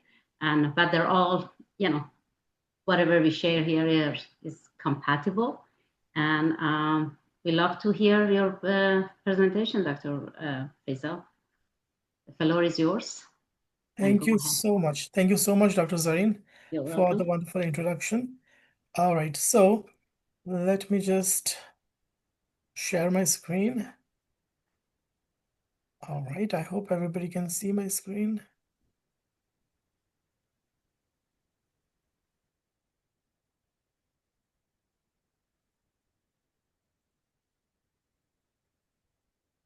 All right, so good morning, good evening, good afternoon. I think we all are in different time zones. So welcome, everybody. And thank you so much, Dr. Zareen, for organizing this conference. And as usual, we are learning so much from all the different speakers. Everybody has different perspectives, but the main goal is the same, right? Holistic healing naturally. All right, so today I will be talking a bit, I'll go a bit more specific today. I'll be talking about prostate cancer, okay? Some evidence, mechanisms, and clinical perspectives from treatment perspective. So before I begin, any disease, whatever diseases we come across, the root cause. To understand the root cause is really very important. Some diseases, or most of the diseases, I would say that they do have psychodynamic perspectives. So we need to tackle those perspectives when we are treating. We need to understand if there are some other root causes, when many times epigenetics, genetics, all those aspects are also really very important. Now, from perspective of prostate cancer, we will try and understand now. Like at the beginning, Dr. Zareen, she said that, we do have to understand the modern concepts. We need to understand the allopathic concepts too. Not necessarily we are going to follow those concepts, but from investigation point of view, from diagnostic point of view, it is important because when the patients come to us, they come with everything. They have done their MRI scans, they've done biopsies, they've done everything, and then they come to you. There are very, very few cases, I call them virgin cases, the cases that were not touched by the allopathic medicine, they just come randomly, such patients do come, right? Now, when I was in India, when I was in Malaysia, such patients, it was very common to have such patients. They trusted homeopathy, they trusted a natural healing so much that, they wouldn't go for any investigations, they wouldn't go under any treatment. They trusted so much that they would come directly. But now here in Canada, the cases which I usually notice, they are the cases that are already adulterated, I would tell. So there's a lot of suppression. There is a lot of things going on in such cases. So it is very important for us to understand the perspectives of prostate cancer from the lens of allopathy as well. So I'll touch a bit about that, and then I will try and explain what homeopathy can do. I just have like half an hour, but if we would have had time, or in 2026, in other webinars or lectures, I would present cases. I have 3 active cases of prostate cancer at this stage, which are under homeopathic care, and they're doing really wonders. Okay, so if our time permits, probably in next year, I might talk about those cases. So when we talk of prostate cancer, it is one of the most commonly diagnosed cancer in the man throughout the world. And also in some countries, it is the leading cause of cancer death, right? And management, that way, when we talk of management of prostate cancer, it ranges from active surveillance for some low-risk diseases to radical surgery, radiation, androgen deprivation therapy, targeted therapies, and systemic chemotherapy for advanced diseases. In olden days, they also had estrogen therapy for prostate cancer. We'll talk a bit about that. But what kind of side effects it had, and because of that, they had to close it down. So, parallel to this conventional care, there are many people who do opt for complementary and integrative therapies. Well, homeopathy, many people they do choose homeopathy, and I would say it is one of the mainstay medicine which we can be given for such diseases. So some people come just for symptom management, some come for quality of life adjustments, or some come for adjunctive measures. There are various reasons why people come for treatment. They're not basically happy when they are diagnosed with cancers and when they are taking all these, um, extensive therapies, right? So we need to understand the mindset of the patients when they come to us. We need to understand what has happened with them from the treatment perspective, so we can plan the treatment accordingly. Pathophysiology now is very, very important. Homeopathically, we need to understand the pathophysiology. We need to understand what is the exact mechanism. So, as we all know, prostate is an androgen responsive gland whose homeostasis is maintained by complex interactions among hormones like testosterone, dihydrotestosterone, right? And these hormones, along with the stroma, epithelium, inflammatory signals, and genetic and epigenetic regulators, all these things they will determine, whether somebody is going to get cancer or not, prostate cancer or not. So the carcinogenesis, the process of cancer basically begins in prostatic epithelial cells. If you all remember, in Dr. Zareen's lecture, she told that everything begins at the cellular level. Everything heals at cellular level. All right. So what are the cells that are involved in prostate cancer? They are the epithelial cells. right? And it is basically these cells are driven by acquired genomic alterations, right? There are a lot of gene fusions, different type of genes, very typically PTN loss, there are many things involved. Dysregulated androgen receptor signaling, chronic inflammation, and alterations in the tumor microenvironment that enable clonal expansion and progression to invasive and metastatic diseases. Right? So it is the genes, it is the epigenetics, it is the environment. There's so many things that are to be considered when we treat these kind of pathologies. Now, very commonly from when these patients come to you, they will come with some staging. TNM is not done usually for prostate cancers. For prostate cancers, Gleason scoring, PSA kinetics, all these things remain key clinical metrics that drive management choices, basically. Right. Before we delve into the investigation and the treatment part, we will try and understand other causes, okay, the psychodynamic causes for prostate cancer. So now, as I had mentioned this earlier during the last presentation as well, when we were talking about the psychodynamics, that time I talked about psychodynamics in general. I'm going to be a bit more specific today and will concentrate only on prostate cancer. So, symbolic and psychosomatic meaning is very important when it comes to understanding the prostate gland cancer. So, being closely tied to sexuality, masculinity, and procreation, it holds a rich symbolic significance in psychodynamic and psychosomatic frameworks. It represents creative and generative power, not only biologically, but also psychologically. So, illness in this organ may symbolize a crisis in masculine identity, loss of creative potency, or conflict between sexuality and aging. So there are a lot of emotional themes that are attached to prostate cancer, right? So often, recurring emotional patterns are revealed in prostate cancer.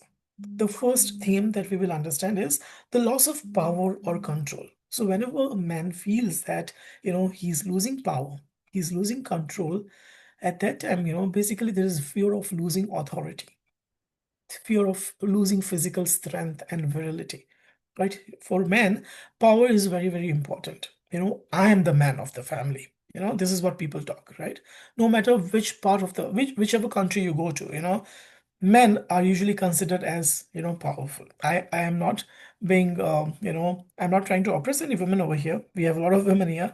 Okay, but, this is the general concept which, everybody has, men means power, right? And men also, through upbringing, they always think, I'm the family man, I need to take care of the family. So when they have this, when they lose this power, when they lose this control, they start having that fear. Okay. And that's the time when the internal conflict between dependency and autonomy comes up. And this is the seed. These are the seeds which we are talking about, the seeds because of which prostate cancer may develop. The second theme is repressed sexuality. Well, it is the difficulty in expressing sexual feelings or guilt, again linked to sexuality. I had a patient, who came to me, and there was a lot of repression. Okay, he was forcibly married, okay, to a girl, okay, according to the family's choice. This is very common. Like, in India, family will usually decide, who you want to get married to. So now this guy, he didn't love that girl, all right? He didn't have any sexual feelings towards that girl, okay, but he had to get married. Okay, later on, it was revealed that this man, he was homosexual. He was not interested in any girls. So after getting married now, uh, he had that guilt. He had that, repression. He had that suppressed sexuality. And that is when, that was a seed of his prostate cancer, right? He's doing perfectly well now, right? Cancer has, almost it has never gone, never gone beyond. Okay, he has already been told that he's cancer free now. So many things were done in that case. So This theme is really very important. Repressed sexuality. Okay, so conflict between instinctual drives, that is your id, and moral restrictions, that is your superego, right? Sometimes, we say, our desires, it are basically your desires. I want it, I want it. And the superego always comes in and tells you, oh, you know what? You cannot have it, right? So they are the moral restrictions, basically. So whenever there is a conflict between id and superego, again, that can form a seed, that can form a soil for basically, the disease. The third theme is about aging and mortality anxiety, right? Specifically in midlife or later existential crisis may happen. Fear of decline. Okay, oh my God, I'm now 50 years old. I can't get the same type of energy the way I was, like, when I was 20, right? This is how, the aging, it builds up, different expressions in the within our brain. So these unresolved issues, specifically with father figures or transition from potency to wisdom. Okay, that is another soil which usually, may be the potential reason. Then suppressed anger and resentment. Okay, now this is true for all the type of cancers. If I don't know if you all have read Louise Hay or not, but Louise Hay, she talks a lot about, she has 3, 4 books on how to heal yourself from certain diseases. She talks a lot about suppressed anger and resentment. Most of the cancers in general, the theme of suppressed anger and resentment is usually there. Long-standing emotional repression, inability to assert self.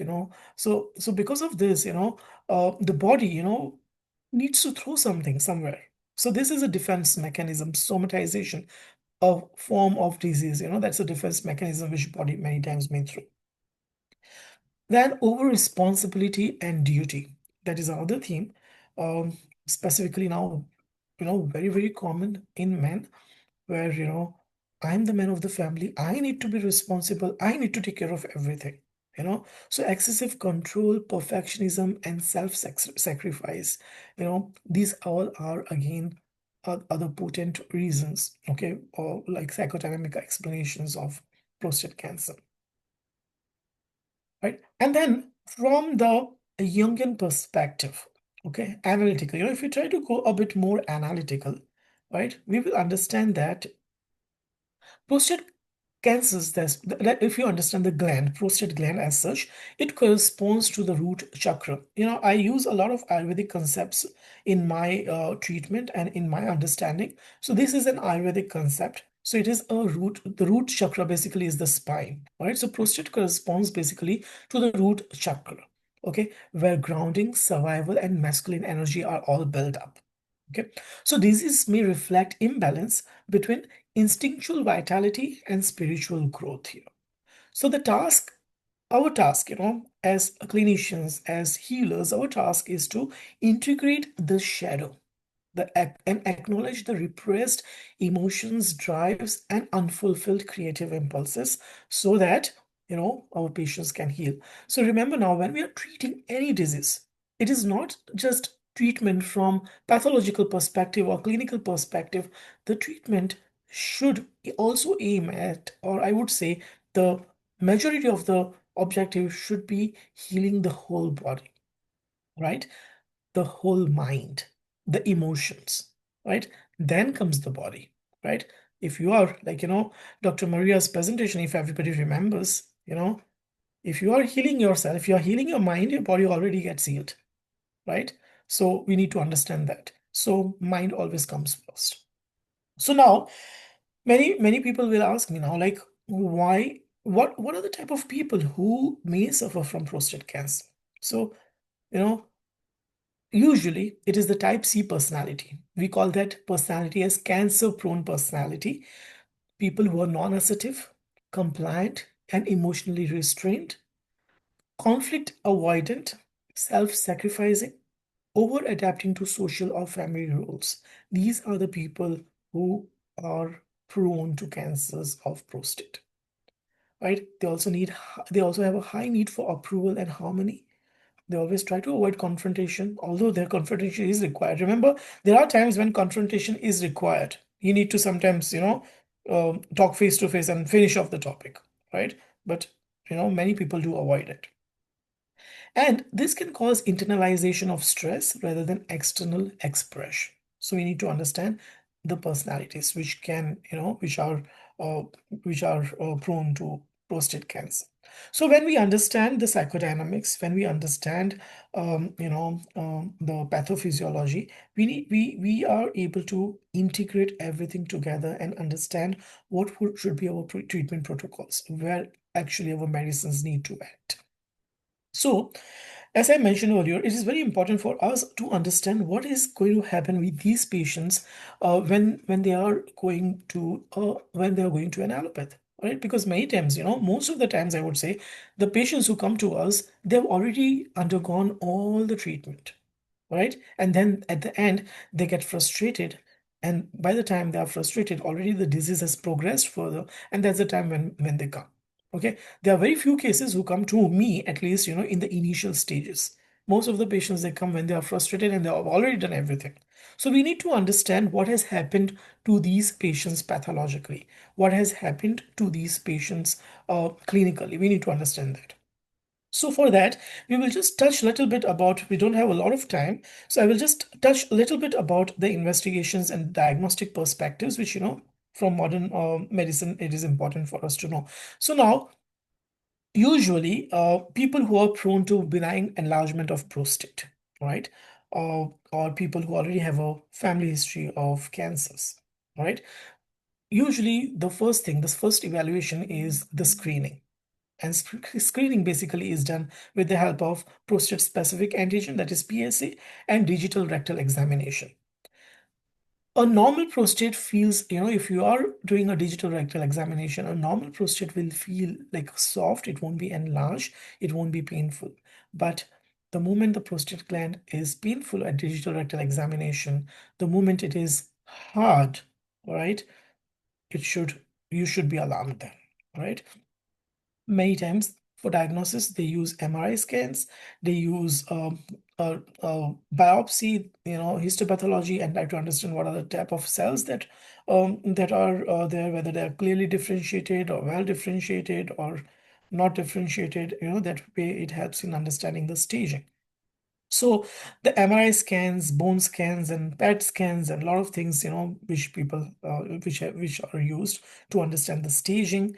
And then obviously we do have some supportive, because if the patient is bleeding, it's very important for us to understand what are the hemoglobin levels at that time. We need to understand if there is obstruction, what is the renal profile, right? Similarly, ALP related to liver, alanine phosphatase, testosterone levels, all these things are quite important. And we need to know what is happening pathologically, because just by looking at the patient, just by understanding the symptoms, we can never understand what is happening within the body pathologically, right? So the most important, diagnostic markers are in prostate cancer are Gleason score, and another one is PSA, prostate-specific antigen. I won't go into details of this, because I'm sure everybody knows about the Gleason score. Everybody knows about what the normal PSA range is, right? But just like, if the PSA is below 4, all right, and usually it indicates that everything is green. A green means, normal range, there's low risk of prostate cancer. All right, you don't need to do much about this. Just once in a year or once in 6 months, PSA levels are to be done if there is a history. Okay, otherwise you just leave them, don't do anything, right? Mildly elevated PSA is between 4 to 10 nanogram per milliliter. There is a possibility of benign prostatic hyperplasia, prostatitis, or early prostate cancer. So we need to again repeat PSAs every 6 to 8 weeks and always monitor these patients closely. And if the prostate specific antigen is considerably raised, moderately elevated is around 10 to 20, where there is increased suspicion of localized or regional prostate cancer, right? If it is about 20, It strongly suggests significant prostate cancer and likely locally advanced or metastatic cancer, right? So we need to understand these color coding, which usually is used for prostate cancer.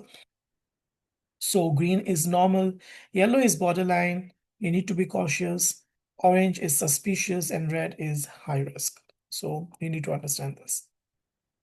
And then from the treatment perspective, what is usually done from the with allopathic medicine, right?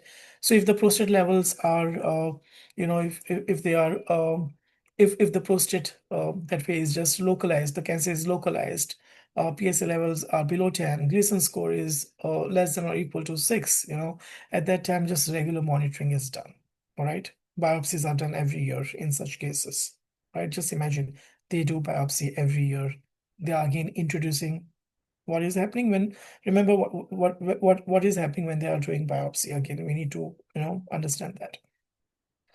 Now, if there's a localized disease, many times they just do radical prostatectomy, right? Surgically remove the prostate gland, sometimes even some anal vesicles. Radiation therapy again is done when there is localized or locally advanced disease, right? Androgen deprivation therapy is always started, all right, in such cases, right? So when we talk of androgen deprivation therapy, basically they try and reduce the testosterone levels. Testosterone is basically the one which fuels the cancer growth in prostate, right? So what they do is they try to reduce that testosterone. But remember, when they're reducing the testosterone, what is going to happen? That guy is a male. Males, if they don't have testosterone hormone, what is going to happen? You need to understand that, right? Just imagine there are in certain cases where even mastectomy or surgical removal of the testis is also done, right?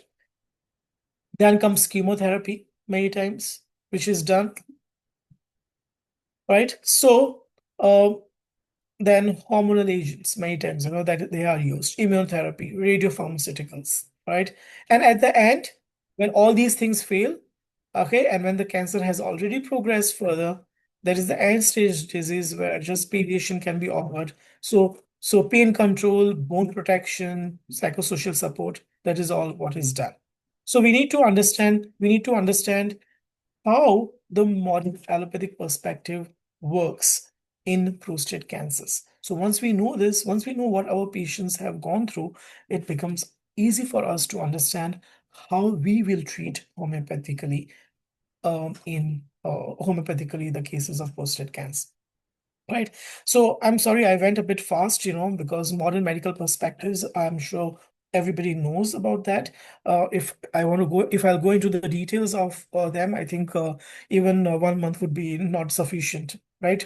Dr. Zareen, I'm sure you agree with this, right? So what we do in homeopathy, right? What I do in homeopathy, we'll try and talk about that. So in oncological settings, homeopathy is typically used in 3 ways. The first one is symptom or supportive care. Okay. This we do when, the disease has completely advanced and we cannot do much in such cases, right? So we give symptomatic and supportive care like nausea, fatigue, mucositis, hot flushes. Sorry, that's flushes, not flashes, right? We try and support that, right? Symptomatic care. Now, this is done when the disease has gone towards metastasis. Remember, once metastasis has appeared, cancer has spread throughout the body, we cannot do much in such cases, right? Then second is the organ-specific remedies, okay, or we call them organopathic prescriptions, which aim at local organ symptoms, like specifically organ complaints, prostate complaints, right? And definitely the constitutional prescribing is intended that way to improve the overall resilience and quality of life. I usually go for constitutional prescribing, specifically when the patient has come to me in the early stages. Stage 1, I will always go for constitutional prescribing, but we need to be very careful when it comes to cancers. Remember, according to the homeopathic concepts, any disease that is irreversible, any disease that is pathologically advanced, constitutional prescribing should be done with great caution, right? We cannot repeat centesimal potencies. We cannot give them basically high potencies in such cases. So we need to be very careful, right? What I usually do is I go with LM potencies. There are different potencies which are used in homeopathy. Hahnemann has talked about these potencies in the sixth edition, right? Where LM potencies are more highly diluted but more powerful. They can be repeated. They do not cause the same type of aggravations like the centesimal potencies, right? So now this is my approach. Approaches vary widely depending on individual cases, depending on a homeopath who has taken up the case. Some people just believe in single remedy individualization, which usually I do. Some believe in organopathic remedies and they just give organopathic remedies. I do give organopathic remedies in prostate cancers. Some believe in isotherapy, some believe in complex formulas. And remember, everybody does a great job. Like Dr. Kumar said, nobody is doing a bad job. When it comes to natural remedies, everybody is doing a great job. So there are various approaches. I usually use individualization approach. I give some organopathic remedies in such cases because that is important. We need to also aim at the local organ, that is the prostate gland. In such cases, that's the reason why I give organic remedies. So there are a lot of researches. Okay, if you will go through the researches, I said we need to, today's world, many people say that today's world is of integrative medicine. Well, it is, but more than that, I believe that today's world is of evidence-based medicine. We need to show the evidence. We need to give evidence that how our medicines have worked. Without evidence, nobody believes you.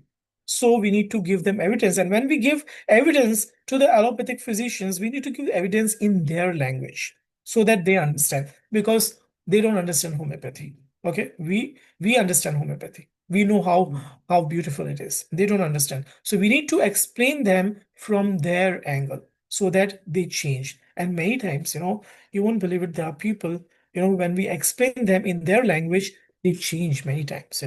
I've seen many allopats, referring cases when I explain them in their angle, because they don't understand homeopathy, obviously.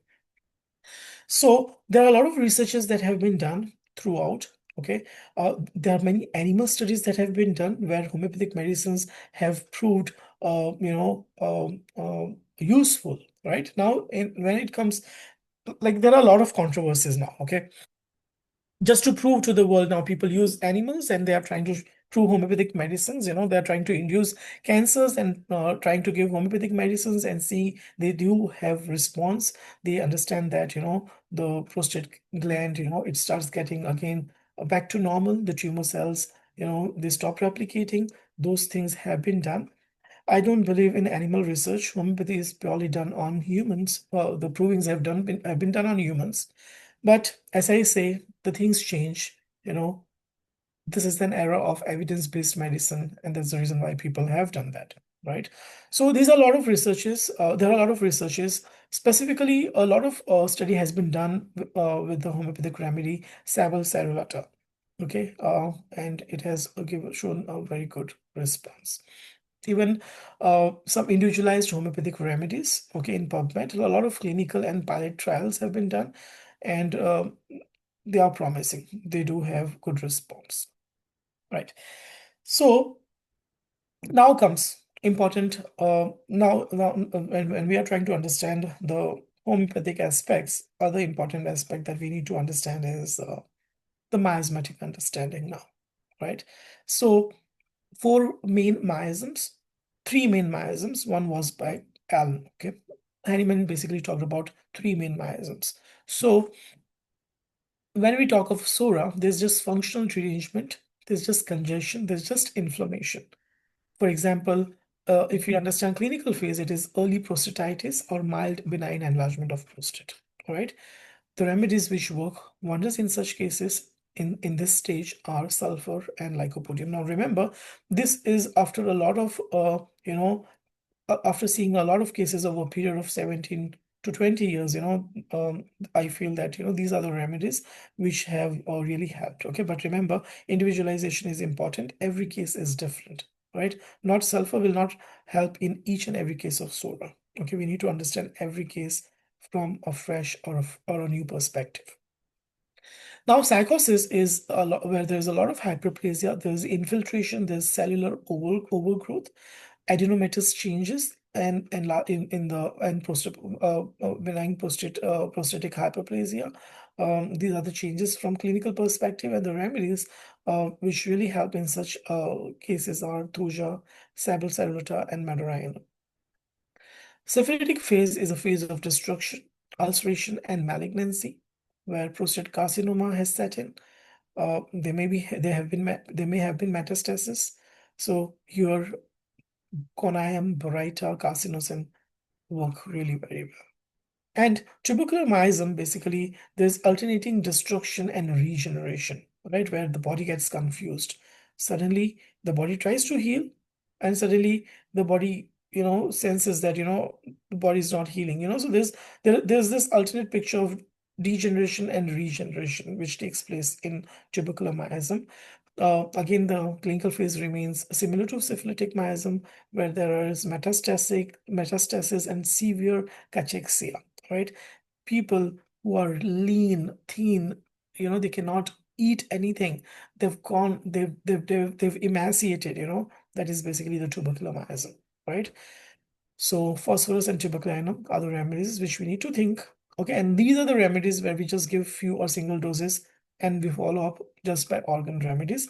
And we'll talk about organ remedies and more remedies where, the remedies that basically have action on the prostate gland. Okay, so I already talked about this. So now, when we are talking of homeopathy, when we talk of integrating homeopathy in clinical practice, what the main goals are symptom control, okay, like urinary symptoms, nocturia, and burning pain. Now, this is from patient perspective. The patients want that. They want the symptoms of the urinary symptoms, to get better. They want their nocturia to get better. They want their burning pain to get better. This is the first thing that patients will come to you for, right?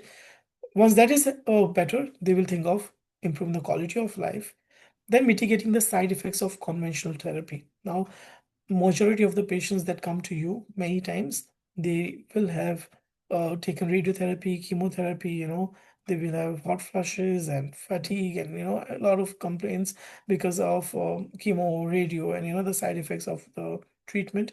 So we need to mitigate these side effects, right? And then support coping and mental state, supporting and coping up with the mental state. Right now, the goals are basically, we always design goals from patient perspective and tell the patient that this is what is going to happen. But from the clinician perspective, from a homeopathic perspective, it should be from below upwards, right? We always work with the mind first, right? So it should be below upwards from the homeopathic perspective. So if the patient has already, now it is not possible here in Canada, but in India, it was very much possible to coordinate with the oncology team, right?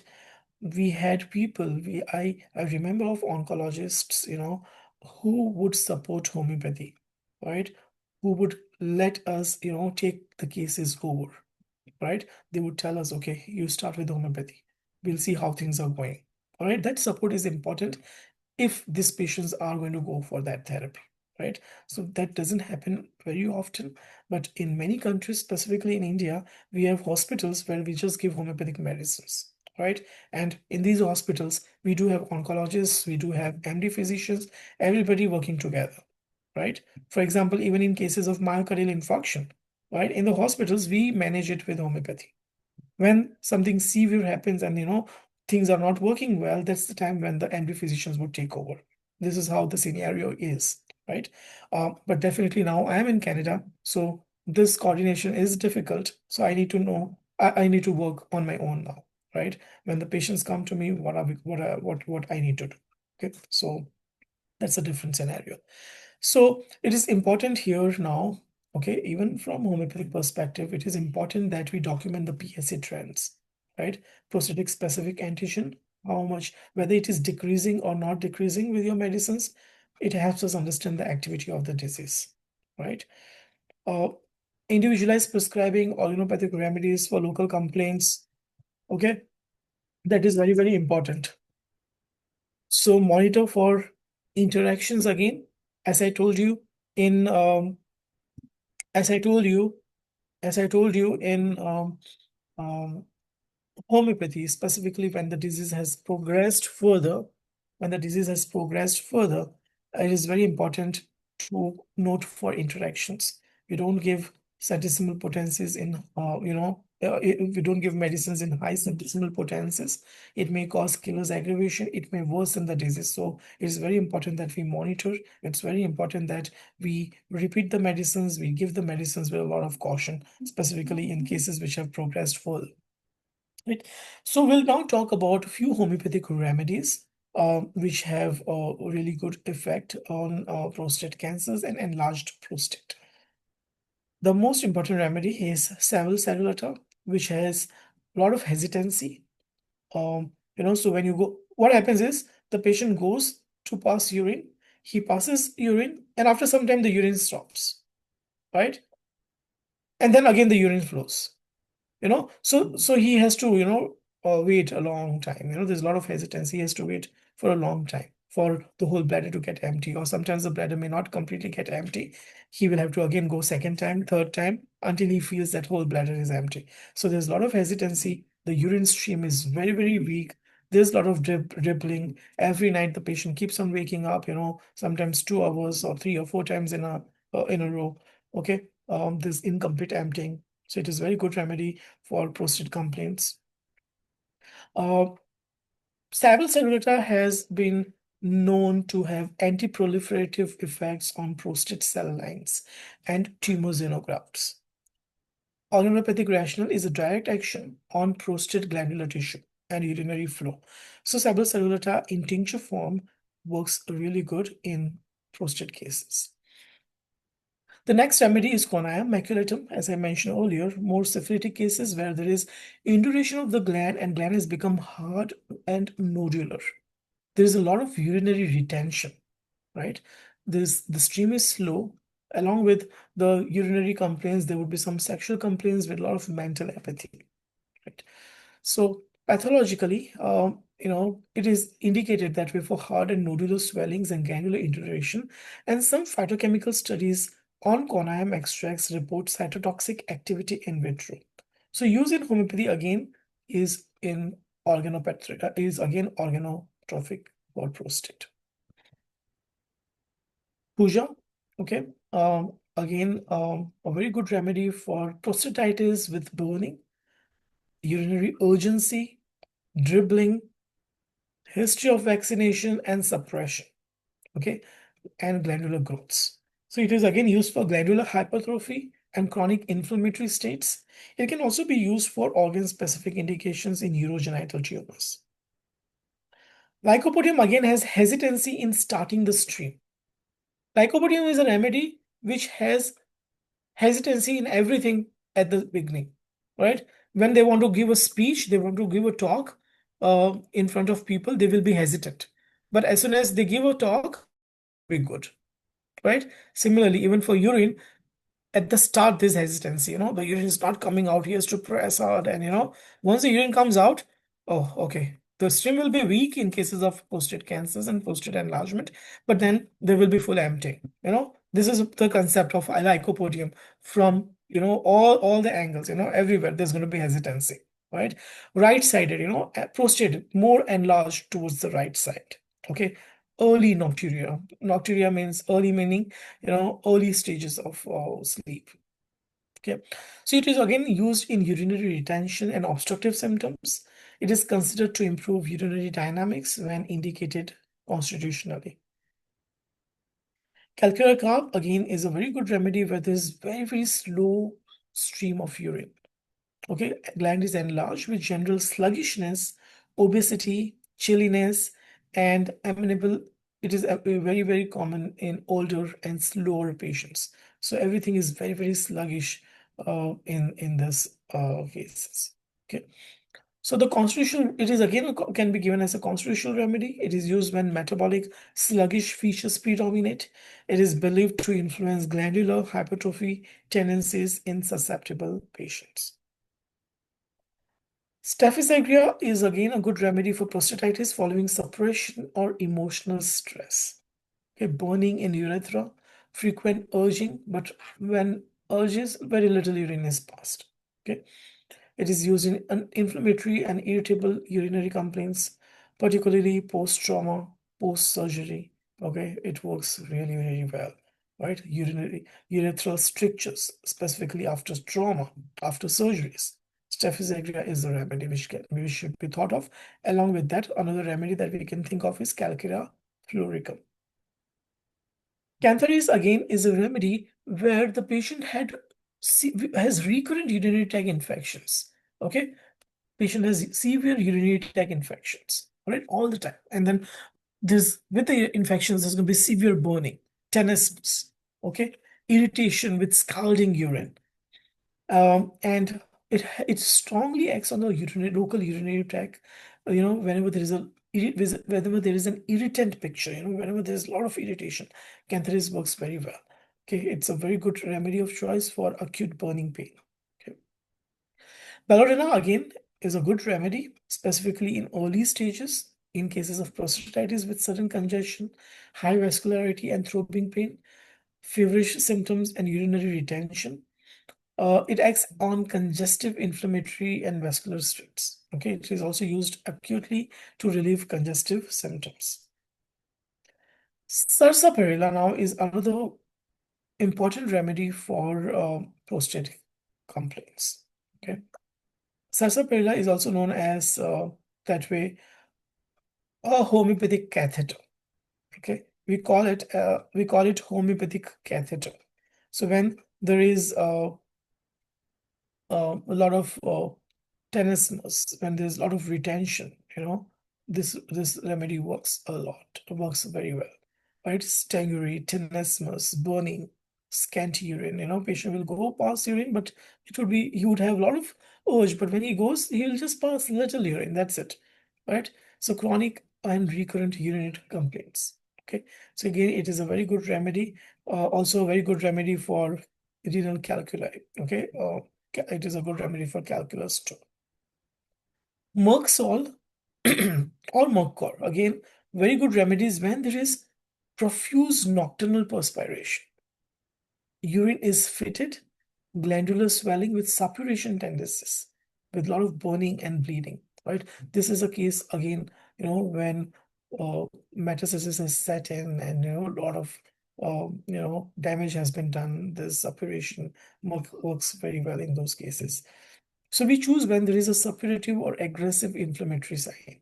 Okay, the picture may be used in ulcerative and infective conditions. Okay, there are many other homeopathic remedies that way. Okay, we have digitalis, parita, calcula fluor, phosphorus, clematis, staphysagria, a lot of remedies which work wonders. Okay. Now, when it comes to homeopathic medicines, when it comes to, if you're a classical homeopath, right? Such cases are the cases where we need to take integrative supportive measures, right? Just homeopathic medicines or just organopathic medicines are not enough in such cases. Diet and nutrition is very important in prostate cancers, lifestyle, okay, supplements, okay, and mind-body medicine. That is how I started the case with, the psychodynamics. So mindfulness, relaxation, improve they improve the treatment tolerance and they improve the outcomes, right? Lycopene-rich foods, cruciferous vegetables, green tea, flaxseed, a low animal fat diet is very, very important, from nutritional perspective. A regular exercise, weight control, stress reduction with the help of yoga or meditation. Okay, and then vitamin D, omega-3, selenium, zinc, these are very, very important supplements. But obviously, we need to use everything with caution and only when it is required. Okay. So this is all about my presentation. These are the references that I have taken. Okay, there are a lot of references, right? So if anybody has any questions, we can we can talk about that. Fascinating, Dr. Faisal, as always. Thank you so much. That was excellent. So let me just make an announcement. I was scheduled to present my cancer cases. There are 3 cancer cases that was scheduled, but because there's lots of fascinating knowledge being shared by previous presenters, I think what I have to do is to postpone it to tomorrow. And to my students that they want to listen to my cancer cases, how I treat them by homeopathy, please, everybody comes tomorrow, that I'm going to share the 3 cancer cases with you, and I try to make it the very first or second, speaker. So at this point, because we have a few wonderful speakers next, and one of them is coming from another country, so then we pass it to them. Let me just make a comment on Dr. Faisal. So you said it all. You said everything. But again, the lens of homeopathy has a science, philosophy, science, concept, and art.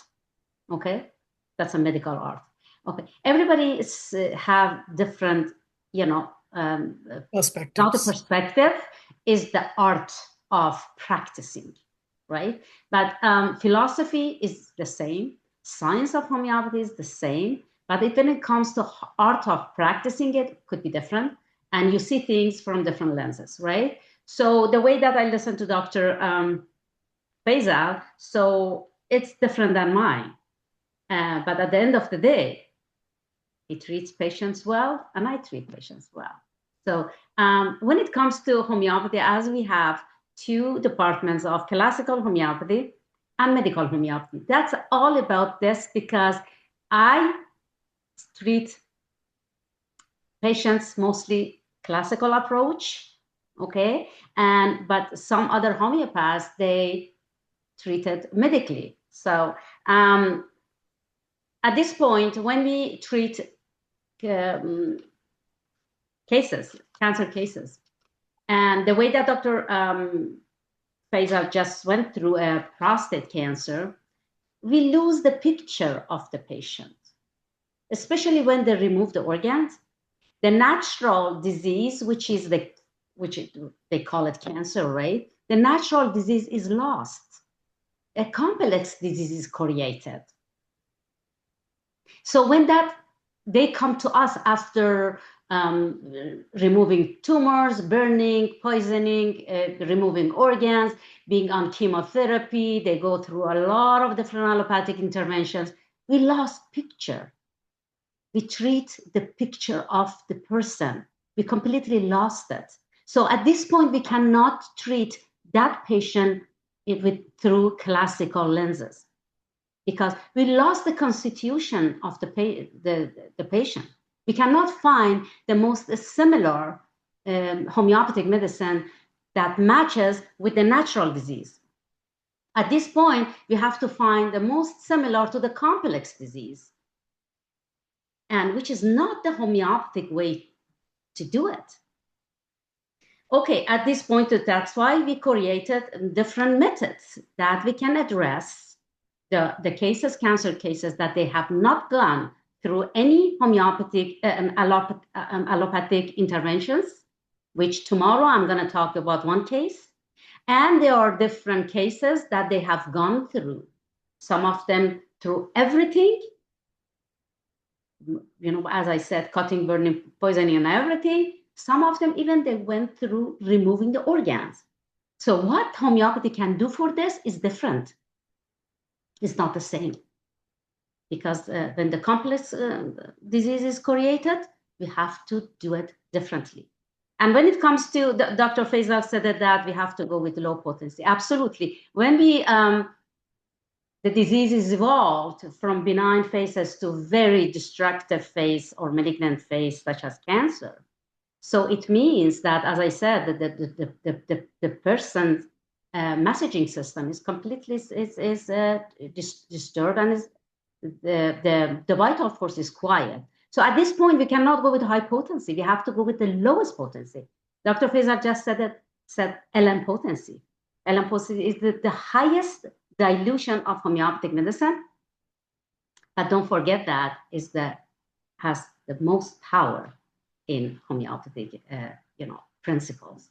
Okay, so the more chronic the case is, the more the advanced stage of disease, the lower potency you have to go. That's why tomorrow I'm going to talk about like maximum 30 CH. I go with sensitive, which is the CH. Dr. Faisal goes with LM potency. So all homeopaths around the world, we are millions and millions of homeopaths. We're all having different arts. We go with the different potency, but with the same principle that Dr. Faisal just said. When it's more advanced, we have to go with the low potency and less repetition, actually. But the more acute, we go with the highest potency. So these are something that we, our students learn in our departments, in our teaching. And so how we can find the real picture of the patients through our homeopathic principles. It's something that is not easy, but that's our job to find it. Okay, and we have to remove the complex disease, then find the natural disease. That's what I said in my presentation. We have to have a rewinding mechanism to rewind it from the complex to the natural. So when we find the natural disease, it's so simple. Okay, so at this point we are praying for that cancer patients were not going to be suppressed, not going to go through all this, suppressive methodology of allopathic model that easily, simple, quick, efficiently can be treated by homeopathy, honestly.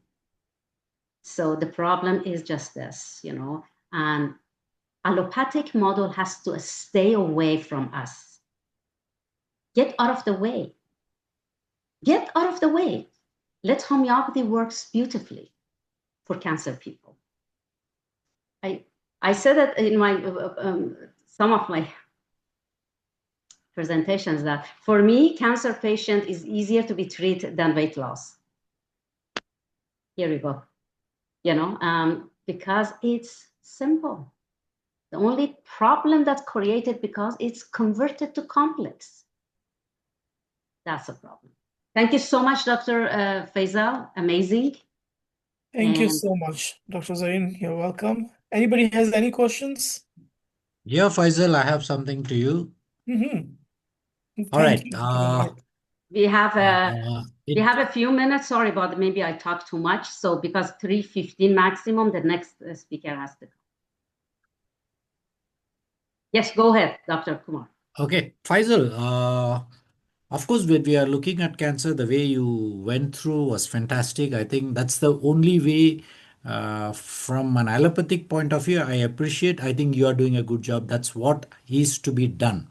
Now we go into the healthy aspect. How do we keep the prostate healthy so that it doesn't go into a stage where either it's a prostatitis or into the stage where things go into a cancer? So what are the nutritional deficiencies you see in your practice? Yeah, so that way, to keep prostate healthy, there are a lot of ways that we can use. Like, we call it a prostate, we call it a prostate protective diet. Specifically, the cruciferous vegetables. Like I would suggest, every man, should start eating these kind of vegetables. It is very good for prostate diet. We call it prostate diet. If you want to keep your prostate healthy, the first thing which we talk about, when we talk about food or healthy food, the things that reduce inflammation, that balance hormones, specifically in relation to prostate, the first thing that we need to understand are the cruciferous vegetables, right? They contain sulforaphane, right, which helps in detoxifying any carcinogens and slow cancer cell growth. Like these vegetables basically are broccoli, cauliflower, kale, cabbage, Brussels sprouts, right? So these things should be introduced in the diet. Specifically once you are around 35 plus, you should you should have this more often, like I personally don't like cabbage, I don't like it. But then broccoli, I like that. So make sure that, at least 2 times or 3 times in a week, you do have these vegetables. They are called cruciferous vegetables. They are really good for prostate health. They basically have sulforaphane, as a compound. Okay. Then comes lycopene, food that is rich in lycopene, right? Like tomatoes, watermelon, pink grapefruit. There are many other vegetables and fruits that are rich in lycopene. So again, it is a powerful antioxidant which protects against any enlargement, prostate enlargement and cancer. Again, antioxidants in the form of antioxidants when we are talking about, again, berries like blueberries, strawberries, cranberries. Cranberries are widely available, most of the countries. So, using them is again good. Again, in my practice, what I have seen, somebody had told me, I would say, I think it was my professor, who was also a nutritionist, to reduce the PSA levels. If you want to reduce the levels of prostate specific antigen in any, if it has already got, if it is already elevated, isoflavones are very, very useful. And what are the foods that contain isoflavones? We can give natural isoflavone supplements also to the patients to reduce PSA levels. But food, when it comes to food, nutrition, lentils, then even I would say chickpeas, uh, tofu, soy milk, they do contain a lot of isoflavones. So they again help in balancing the hormones, and I think they also help in reducing the PSA levels, right? Again, omega, I already talked about omega-3 rich food, zinc, so nuts and seeds, even green tea, fatty fish, all these things can be, or can help in maintaining, the health of prostate gland. All right, nutritional wise, all my prostate cases, all the cases which have either prostate enlargement, or if they have, early prostate cancer, I always ask them to take 3 vitamins. Okay, 3 nutrients, I would say, not vitamins. One is zinc, another one is selenium, another one is lycopene. These 3 things I always introduce. We do have such supplements available in the market. So zinc, lycopene, and selenium, they work wonders for prostate health. So apart from whatever food I mentioned, these 3 things are also very, very important. And then we also, when we tell the patients that, this is how you can maintain your prostate health, by introducing this kind of food, they always come and ask, what should we avoid? What is it that we should not eat, right? So anything that is, that has a lot of inflammatory effects, like processed food, red meat, okay, fried and fast food, alcohol, refined sugar, I always ask them to stop, specifically sugar. I always ask the patients to completely stop sugar. If there is a risk of prostate cancer, if there is a family history of prostate cancer, please stop eating refined sugar. If people crave for sweets, like I personally, I love sweets, I crave for sweets, go natural. Eat some natural sweets then, instead of the refined sugar, right? So I think these things are important. Apart from that, smoking, quitting smoking, that is again important. Alcohol intake and all these things they also play a major role. So it's a lot of things, Dr. Kumar. It's not just like, 1 or 2 things which we need to, basically concentrate on. There are many things which we need to take care of.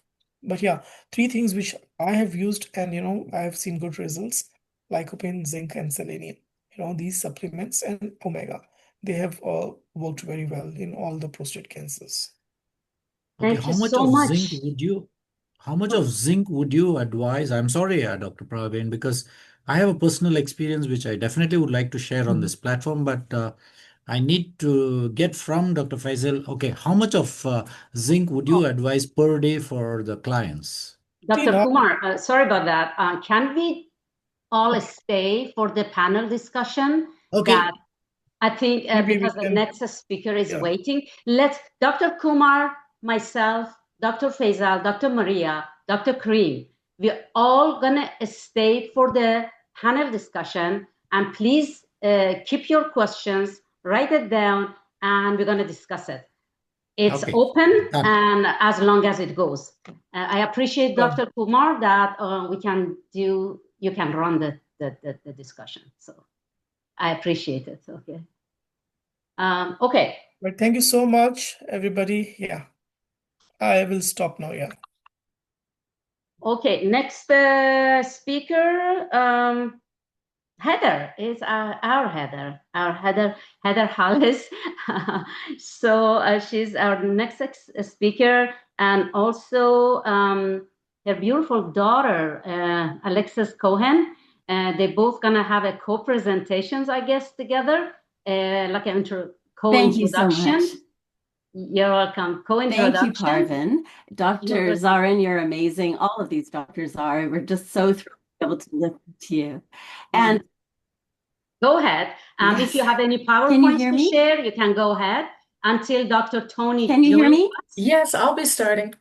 Okay, perfect. So as I explained, Heather and Alexis gonna have a co-introductions to a fascinating and wonderful sets of products.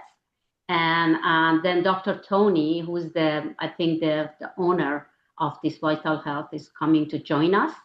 And with his translator, because he's coming from Mexico and he's speaking Spanish, but I think he's a interpreter and a translator to English for us. Okay, you guys go ahead. All right. Actually, can you hear me? Yes. Are you able to hear me? I would like Alexis, my daughter, to do the presentation. The doctors are due to come on at 3:15. One's in Columbia, one's in North Carolina, and they're going to come together. So we'll just get this going. I'll let Alexis start. Thanks, hon. Okay. Okay, we have some information that might be of interest to you all, especially coming off of the last discussion. So, good afternoon, esteemed presenters. My name is Alexis Cohen, and it is my pleasure and privilege to participate in this conference hosted by Dr. Zarin for the illustrious BioQuantum Academy. I join you here today as a Vital Health affiliate, meaning I am an independent representative and distributor for the company Vital Health Global, renowned for its uniquely bioavailable adaptogenic nutrient formulas and its innovative quantum resonance magnetic analyzer device. All of this is to say that I will be speaking to you briefly about some inspiring, accessible products I use in my holistic health business that you may very well wish to incorporate into your own integrative medical practices. Before that, let me tell you a little bit about myself. Now, I'm a lot of things, but for those of you who have called it already, I am not a doctor, at least not yet. So you can cash in those bets. Rather, I am an audacious self-study, passionate about alternative healing modalities with particular interest in the areas of nutrition, herbalism, and bioquantum feedback. And at the intersection of all these fields, I discovered Vital Health. Now, when people ask me what I do, I start by saying something along the lines of the following. Essentially, I give quick, non-invasive health scans using a compact and portable device called the Quantum Resonance Magnetic Analyzer. This wellness tool, of course, is Vital Health's own quantum biofeedback scanner, which, as many of you already know, uses electromagnetic sensors to measure the energetic frequencies of cellular vibrations, comparing and differentiating the normal threshold for systematized cell types, to provide remarkably accurate insights into diverse biological functions. Now, by accurate, I mean that the most conservative estimate places it at 95% to that of values attained through blood panels. And by diverse biological functions, I mean that this model's software generates a comprehensive 120-page report detailing over 40 distinct categories, from liver function to blood sugar levels to vitamin deficiencies to heavy metal accumulation, including degrees of prostatitis. The results are easy to understand, organized not only with descriptions of important terms and quantified measurements against normal ranges, but also a color-coded visual scale on a spectrum from green indicating normal, to blue indicating mildly abnormal, to yellow and red indicating moderately and severely abnormal values respectively, and flagged by the systems to be included in a composite summary of individual areas that may require attention in the final pages of the report. To illustrate, I've included just one cardiovascular report page from two sets of my own scan results that I believe were taken 1 month apart from each other. And I invite you to notice the many testing categories: blood viscosity, cholesterol, crystals, coronary artery elasticity, myocardial oxygen consumption, etc., as well as the abnormalities present in my initial scan in the areas of vascular resistance, stroke volume, and coronary perfusion pressure that have since normalized after no deviation in my routine, aside from the introduction of a few vital health supplements taken according to the standard dose guidelines on the packages, so not even therapeutic doses at my own discretion. All of this is achieved in a session that averages 2 minutes and simply requires that someone painlessly clips the electrode sensor around their finger to receive information that is often only available after ordering dozens of individual tests for much additional time and expense. Indeed, I've consistently been informed by the people I scan, who have recently received checkups and ordered lab testing of various kinds, that the results are similar, if not the same, only without waiting months on end for appointments, putting strain on our medical system, or having to clutch a rod or be prodded for hours, which can be very uncomfortable for people with low grip strength, poor circulation, arthritis, or soft tissue inflammation. In all these ways, Vital Health's quantum resonance magnetic analyzer is set apart by its usefulness and ease of use, but also its affordability, which we could discuss privately later, compared to other device models, and its built-in feature that offers tailored supplementation suggestions based on the reports. These suggestions lead us to the products, which will be discussed in depth by Dr. Rodriguez very soon, so I merely mention the company's claim to fame now that brings me here today: enhanced bioavailability. So often do we encounter people who cannot absorb what they need for their bodies to self-regulate against numerous physical, chemical, and parasitic disruptions to homeostasis, even when they correctly identify and supplement what they are missing. This can be by no fault of one's own, but rather of the unfortunate ineffectual composition of their chosen products, with poor absorption into cells and their lack of supporting cofactor ingredients to target entire organ systems within the body. Vital Health products are designed to support, strengthen, and/or detox whole systems within, from vascular to respiratory, and they do so rapidly due to their naturally derived, methylated, nanoscale, and adaptogenic format, meaning they are small enough, activated enough, and food-based enough, mixed synergistically in tonifying proportion to really work. So if at any point before or after the Vital Health presentation, someone here is interested in acquiring these products, my link and contact information will be provided in the chat below. I can confidently say that between the well-delivered, recognizable quality ingredients, along with the ability to track personal progress with a powerful, accessible tool, everyday lives can change quickly and for the better. And nowhere was this change more obvious to me than in regards to my own mother's health. Among many other feats, Vital Health is directly responsible for relieving the chronic, debilitating fibromyalgia pain my mom had suffered for 40 years. Now, here she is, Heather Hollis, to speak a bit about her experience and to introduce the doctor who formulated the products that gave her her life back. Thank you, Alexis, and thank you very much, Dr. Parvanzaran, for the opportunity to express my gratitude for this platform to express how my life is now back. And it is somewhat of an ironic, convoluted journey. I know that we're supposed to start at the place where we need to go back to homeostasis. Don't worry about going forward. We have to go back to homeostasis. But I don't know where that was. I don't know where I started at homeostasis, unfortunately, because even when I was a teenager and I was a dancer, I remember needing to go for massages all the time. And my friends would call me diva. And I thought it was just weird they didn't need a massage. Like, how does somebody go through life without getting a massage? So that's, I guess an earned name at the time from their perspective. But I didn't realize that I was harboring what would be called, diagnosed many years later, fibromyalgia. I just thought, well, I don't know why. No matter how much I move, I hurt. So that just kept going. I had horrible acne and was on Accutane. That's one thing I did that probably wasn't so good for me. I was given I just realized I put it together with Dr. Horowitz. The Twinrix vaccine probably didn't do me any good either at that age. I got a lot of stuff at once. My pain was unbearable. I was in my early 20s and going into teaching, and I had a lot of pain even then when I started. And I always had to have my classroom on the first floor because there would be days I couldn't make stairs. So, it looked kind of strange to the other English teachers who were on the second floor. Why isn't she with us?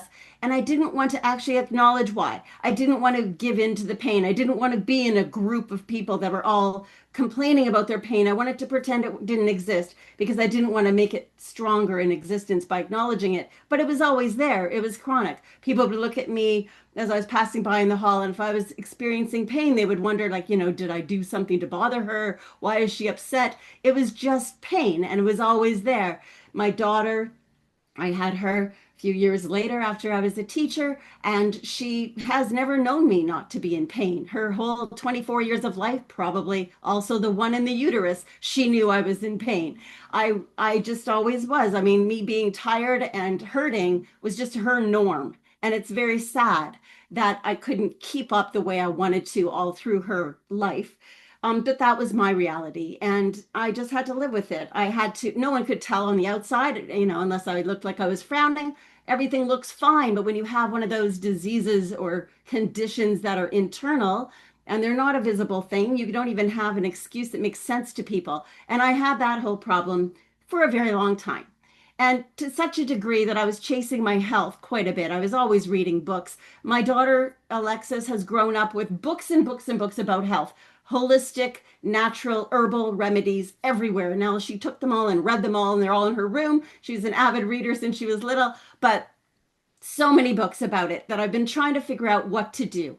I did find, or actually she has kind of made it a mission of her own since she was little, to read and try to help me out. So she would have little prescriptions, and we'd go to the health food store, and I would buy the things she'd tell me to for pain, sulfur compounds, whatever it was, all these weird things that she would talk about. And I would be, all right. So I have a cupboard that's probably it's basically 3 shelves full. And I'm not kidding, and I can show you a picture. 3 shelves full of vitamins that kind of maybe sort of could have possibly made a bit of a difference, but they didn't do anything enough so that I was out of what I felt chronically, a chronically painful condition. So that's fine.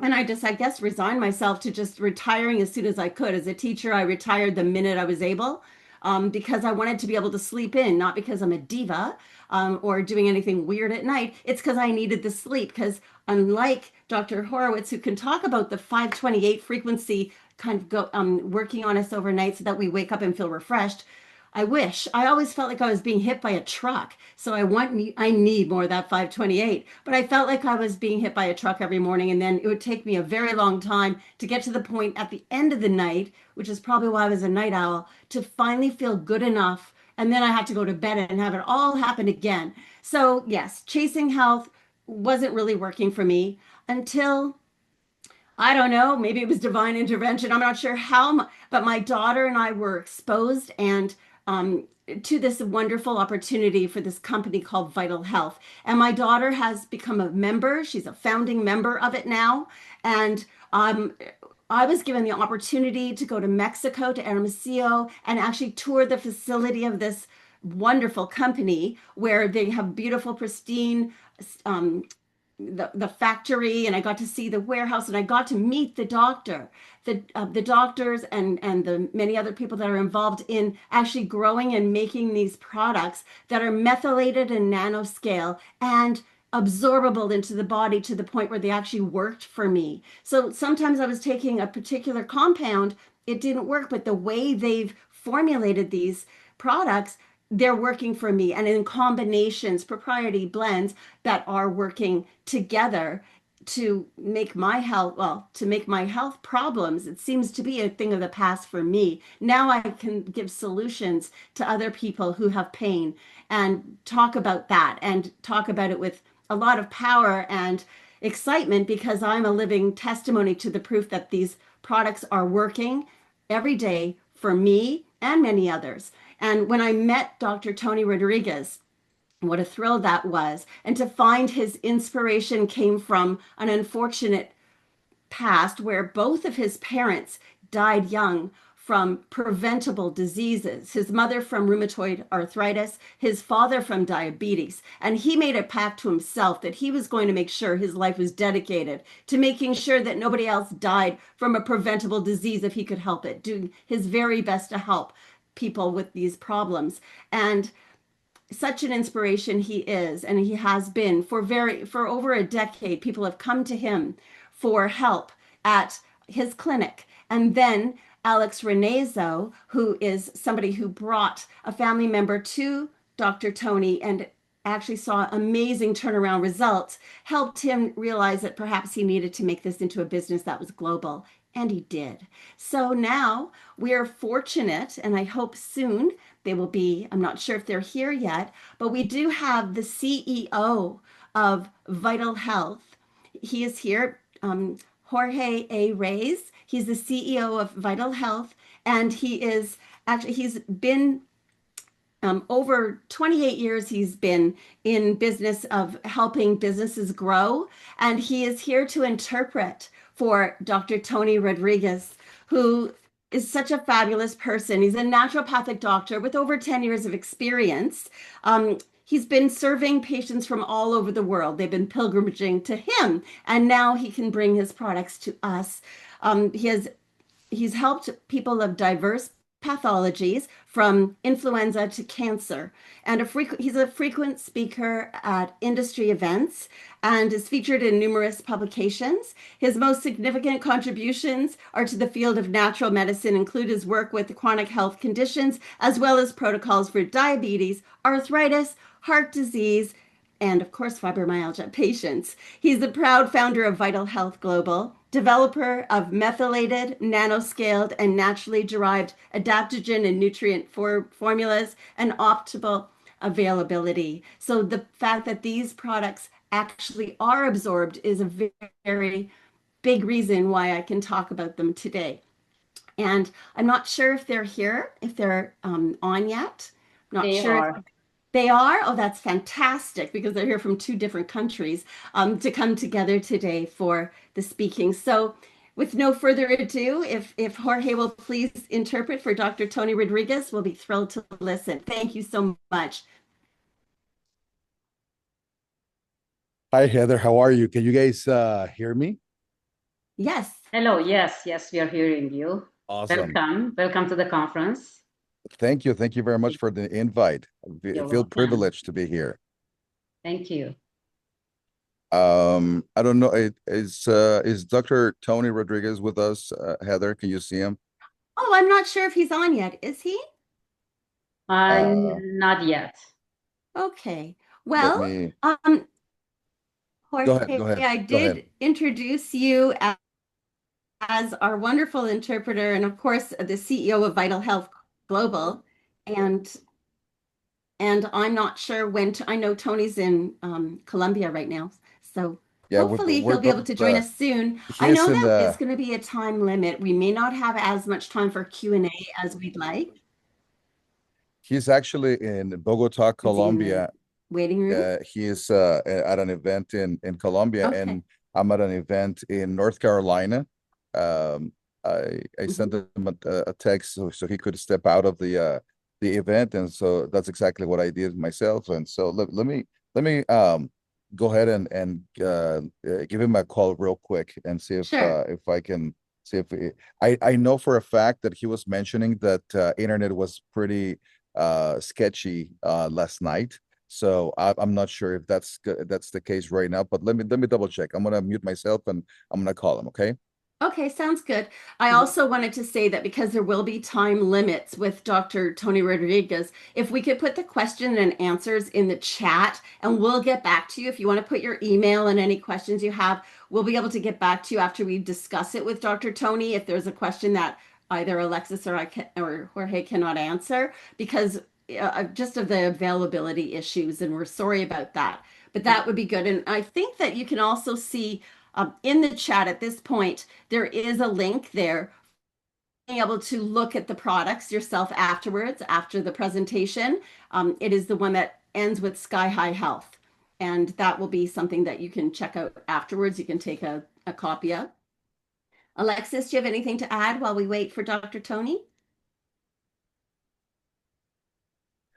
Well, we can give a brief overview of some ingredients in the product formulations just to keep intrigue high, because I did mention briefly that it connects directly to past discussions and beautiful presentations by the other doctors in presence. So we have a very messy, busy montage of a slide that I've cobbled together in this presentation here. It is not the official presentation for today. It's just my own makeshift stopgap. Can you go to your slide about the scanner? Sure. Because I wanted to mention on my slide and on my scan, my liver was extremely bad. Like it was red. It was in the red zone, which is not good.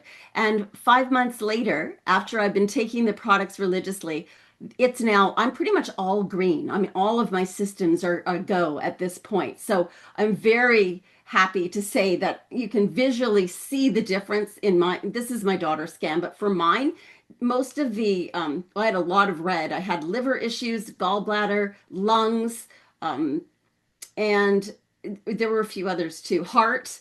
And I've been taking all of the products, and I just feel so thankful that we luckily stumbled across this opportunity to find these because now I'm, well, I don't know, I retired, but now I'm supply teaching all the time. I go every day. I wake up early. I'm happy to get wake up at 6:30, and it was hard for me before to wake up at 8. It's all because I'm now feeling that life force, that vital health life force. That is something that I was missing before. So I'm forever grateful. Yes, And your fatty liver has since normalized and in a that's right. remarkable span of time, very quick. Jorge, do you have news for us? I do. Unfortunately, not very good news. They have been trying to connect to the Zoom call, but the internet it's super sketchy. He's inside of a convention center, and he paid extra to have internet access, but he's been trying to connect. He's like, I'm trying, but it's not allowing me to. I don't. He can try to find another place, but it's gonna be pretty hard to find a place where he can connect to the Zoom call.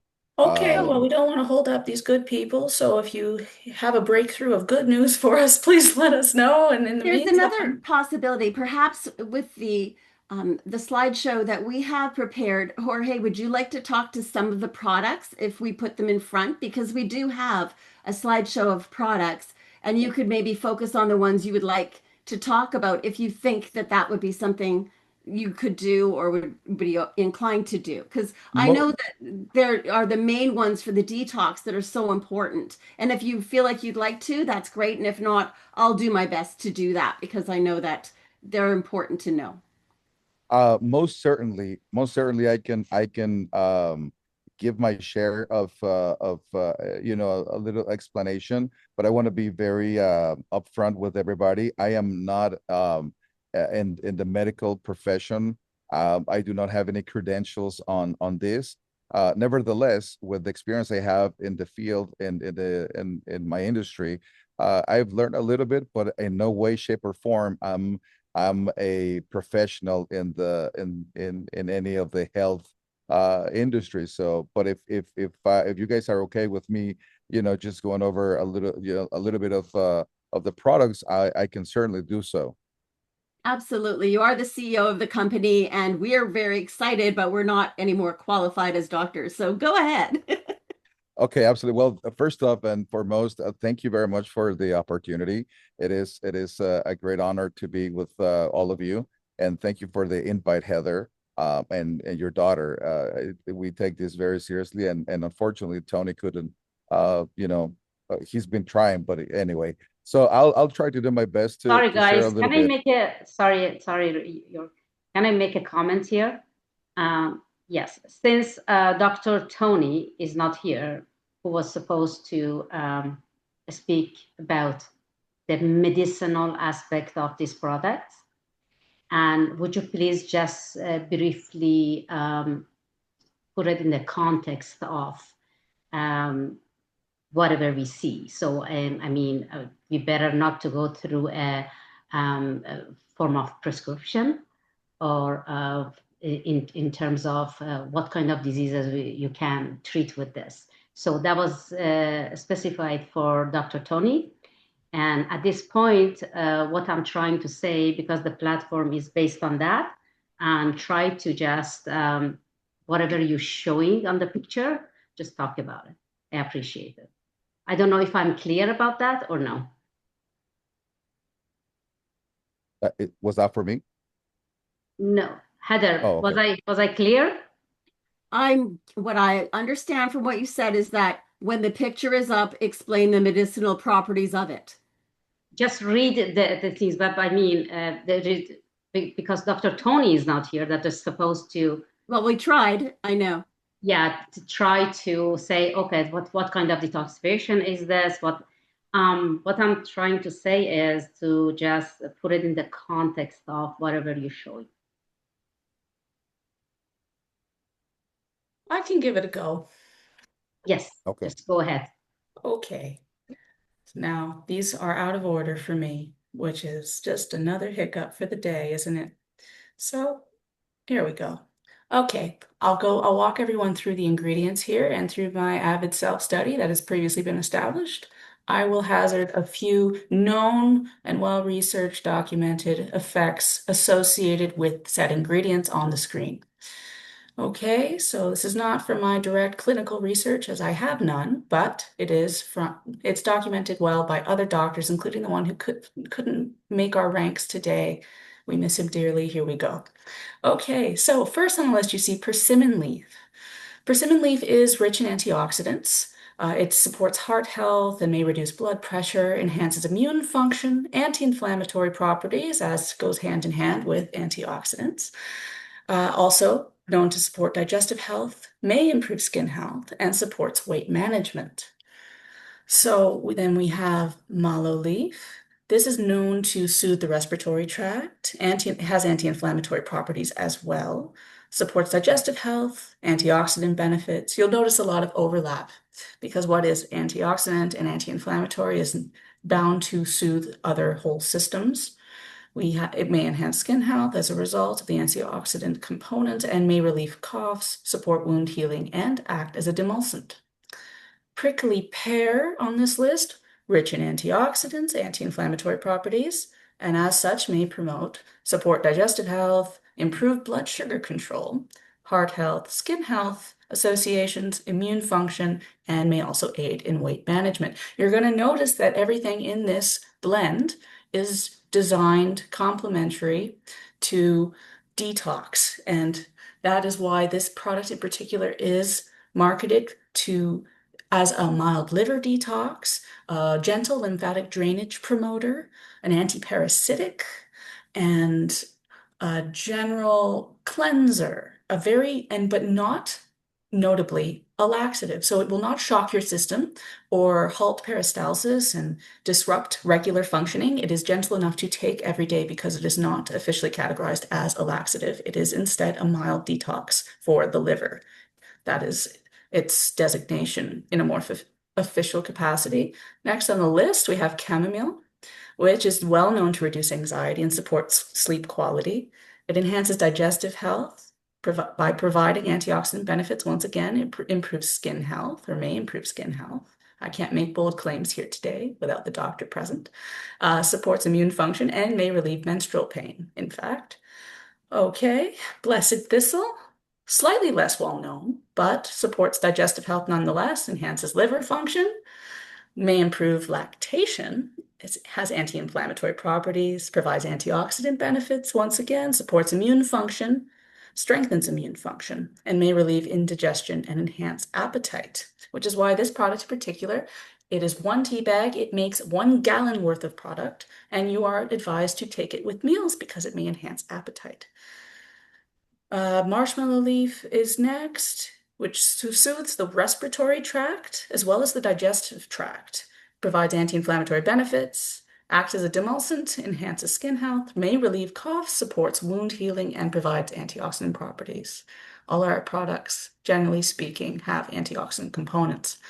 And then ginger, I glossed over it, is well known. It's a panacea of health benefits, but it reduces inflammation, has antioxidant properties, digestive health, pain relief, heart health, blood sugar level regulation, and immune function are its associated boons. Next, I'm just going to power through this because these are the well-known benefits of these individual components, and they are designed in proportion to one another to have specifically targeted effects on entire systems in the body. In this case, detox tea is associated with mild liver detox and digestive support and lymphatic drainage. Next, we have Viterin, which is also a mild liver detox, but it is mostly promoted for kidney wellness as it aids the water balance in the body. So here, let me think about this. Okay, Jamaica grass powder. We have, okay, fever grass and lemongrass. I'm just going through this because I'm doing it off the cuff. Okay, I'm gonna skip to horsetail for now. Horsetail plant supports bone health, enhances skin health. It's diuretic, has diuretic properties, antioxidant effects, may improve hair health, supports wound healing, anti-inflammatory properties, and provides silica for healthy connective tissues. Dandelion root, another common and very broad spectrum health ingredient. It supports liver health, acts as a diuretic, hence the kidney proponent, and then it provides antioxidant benefits, supports digestive health, has anti-inflammatory properties as a result, which may improve skin health, aid weight management, and enhance immune function. Moringa leaf extract is rich in vitamins and minerals, and as such, brimming with antioxidant properties that support immune function and reduces inflammation. It supports heart health, enhances digestive health, may lower blood sugar levels, and supports brain health. Toad grass is next. This reduces inflammation, which can help alleviate conditions like arthritis and skin irritations. It exhibits antibacterial and antiviral properties, helping to fight infections. It promotes urine production, aiding in the removal of excess fluids and toxins from the body, improves digestion and relieves symptoms of gastrointestinal discomfort, such as indigestion and bloating. I know it supports liver function and detoxification processes in a general sense, and applied topically, it can help treat skin conditions like eczema, rashes, and sores. It alleviates symptoms of respiratory conditions, such as bronchitis and asthma, and accelerates the healing of wounds and minor cuts due to its antiseptic properties. Uva ursi, I believe, is next, and which is known to support urinary tract health by reducing inflammation and having antimicrobial properties, and acts as a diuretic. It may help manage kidney stones, support bladder health with its antioxidant properties. It also may support prostate health. There are a couple products that I've seen support prostate health in my own personal experience with scanning clients. I've seen calcification and inflammation of the prostate reduce after the introduction of Viterin and a couple other products called Vitadol and Curcumax, but I can't speak to it in a clinical capacity or context. That's the second of that. We're starting with the detox products. That's in the lineup. The slideshow seems to be organized in that way, starting with detox products and then moving on to what restores and nourishes the cells. And then we'll move on to the more energizing products. And This is the one that cleaned my liver. This is the one that I saw single-handedly reduce my mom's fatty liver quotient to the normal range. And it includes well-known ingredients for the most part, maybe a couple that people wouldn't expect, but for the most part, these things have long-established reputations as herbs that support the liver, milk thistle being the main one that that people are aware of, generally speaking, in the zeitgeist. So we have Baldo, which supports liver health. Of course, everything in this formula will support liver health, so it becomes redundant to say. It aids in digestion, has antimicrobial properties, provides antioxidant benefits, may relieve headaches, has anti-inflammatory properties, supports gallbladder function as well as the liver, and may reduce bloating and gas. Milk thistle is considered the liver herb. It acts as a diuretic as well. It provides anti-inflammatory properties, enhances immune function, supports digestive health, may improve skin health because the liver and skin are intricately connected, and provides antioxidant benefits and reduces symptoms of indigestion. Chicory root supports digestive health by acting as a prebiotic. It enhances bowel regularity, may help manage blood sugar levels, supports liver health, provides antioxidant benefits, may improve heart health, and support weight management.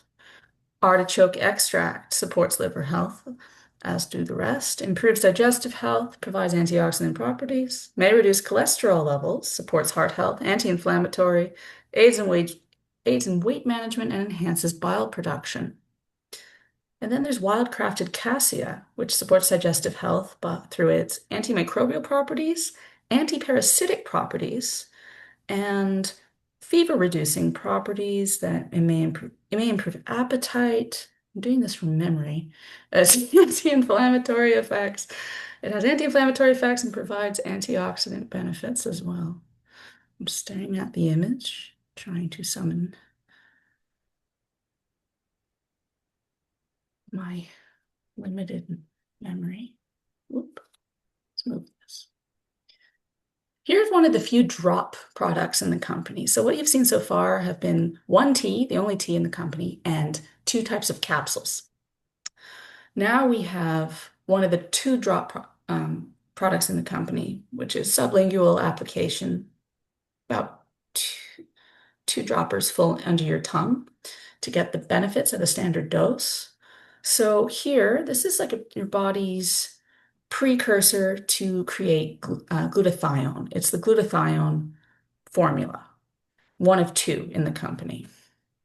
So glutation plus, as it is named, contains glutathione itself, which is a potent antioxidant that is HEPA-protective and is known to help people with everything from liver to skin conditions, but also has been used. I have to be so careful because the doctor would say the same thing, but I'm not him.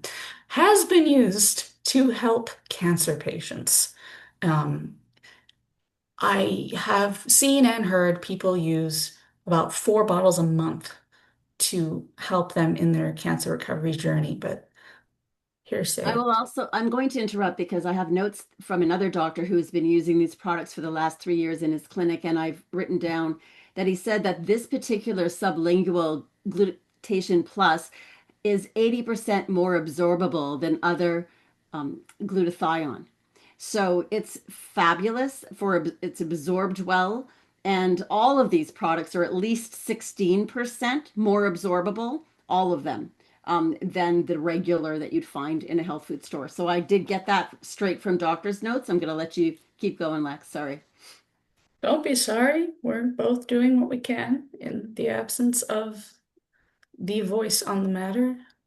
We have glutathione. Everyone knows there are receptors for glutathione in every cell in the body. It is not an antioxidant to be underestimated, and so it is the eponymous ingredient for 2 of the products in the limited lineup of the company. They only produce products for entire systems in the body, so they won't make things in excess. They've limited their scope to what is necessary for individual systems and no superfluous products that achieve the same thing. Everything is complementary and delineated for efficiency. So vitamin C is also in here. So we have glutathione, a potent antioxidant, and of course it's accompanied by vitamin C. So glutathione is known to detoxify heavy metals and toxins from the body. The scanner will show you certain heavy metal accumulations in your body, from lead to arsenic to chromium to aluminum. And this is something I might recommend at the end of a scan to someone who has no earthly clue how to remove said compounds from their system after being told that they're high in mercury. So This neutralizes free radicals, protecting cells from oxidative stress. It enhances the immune system to fight infections, promotes healthy skin, reduces signs of aging by supporting liver detoxification processes, and it improves energy levels by supporting mitochondrial function. Vitamin C also boosts the immune system and is well known to help fight infections. It promotes collagen synthesis and iron absorption. For healthy skin and joints, it acts as a powerful antioxidant, neutralizing free radicals, supports, well, there's a note in my phone about iron absorption, but I already said it, reduces inflammation and supports healing and protects against cardiovascular diseases. There's something less well known. I don't need to preach to doctors about the benefits of vitamin C. I'm sure you're all well aware. Here's Rose of Castile extract next, which promotes skin health and reduces irritation, provides anti-inflammatory benefits for the body, offers antibacterial products to support the immune system, enhances digestion and gut health, supports natural detoxification processes, and improves mood with its calming properties. There's turmeric root extract, which reduces inflammation and joint pain with curcumin, one of the many formulas with curcumin at its base, provides a powerful antioxidant and liver detox effect, boosts brain function and reduces the risk of cognitive decline, aids digestion and reduces bloating, and supports cardiovascular health by improving blood circulation. Then there's silica, often overlooked trace element. Supports healthy bones by enhancing calcium absorption, strengthens hair, skin, and nails, promotes collagen production for joint and skin health, boosts cardiovascular health by maintaining artery elasticity, enhances detoxification by removing toxins and heavy metals, so that and glutathione both work to remove heavy metals, and improves digestive health and nutrient absorption. Stop me at any time if you happen to actually have notes prepared, because I do not. Oh, well, I probably do, but do you want to start with glutation and its effects? Yeah. The So glutation this is plus the second and last glutathione-based product in the company. There are two. One is the drop form, one's in capsules. So glutathione is present again, along with curcuminoids and turmeric root, and then Gallic rose, which is rich in vitamin C. So it is a similar formula, except it is taken in orally and digested through the digestive tract through the capsule format. Good. All right. So those are the main detox elements. And then you can go on to the next slide and I'll see what I can do for you. All right. The 40 Flora is excellent because it helps with, well, it has the activated charcoal, which, as you know, will absorb the poisons in your system that have been perhaps chelated by the glutation plus. So you can take Fortiflora half hour before or half hour after your other medications, or your, not medications necessarily, your other supplements would be a better word for it, or adaptogens. This company is about nutrition and adaptogens. They go where you need it to go, and you are you're well assured there are no drugs in any of these particular products. However, the Fortiflora helps you with supporting your heart health and your nerve function. The activated charcoal helps to absorb the things that need to come out of you. Magnesium obviously will help with calcium absorption, and there is calcium in it as well. So the calcium and magnesium work together to be absorbed well into the body, to help you with sleep, to help with pain. And I know that I was having issues with that with my fibromyalgia, so this did help me a lot. And it helps with your removing the toxins from the body, and helps with inflammation. It helps with your gut biome as well. So supporting nerve function, helping with your bones. The magnesium and the calcium work together to put the calcium into your bone rather than into your arteries or going into the wrong place, because it has a good blend so that it basically knows where to go in the body. Okay, so the 40 Flora is a fabulous product to use, as well as the detox to help you and to get your gut to the proper place so that it can absorb the other nutrients that are coming to show in. You're going to be showing on the slides the ones that help to give you nutrients and to help you give you energy and to help your to awaken all the body systems. Okay, so see the other slides. I don't have the control over the slideshow, so All right, the Idolay is, now I do have notes on Idolay as well, and it is good for nervous conditions. Dr. Salea, and I've heard Dr. Rodriguez as well talk about this for use for people that have anxiety.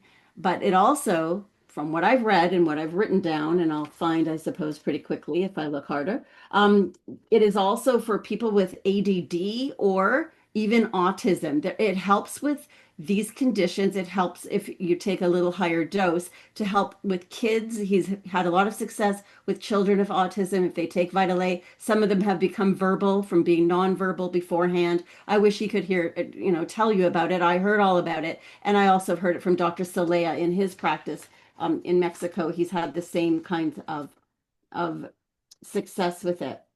So the Vital A is good for ADD as well. It helps you with your anxiety. It helps with focus. The green tea is also good for focus. The valerian root for sleep. So if people take one or two of these perhaps before they go to sleep to get a deeper sleep.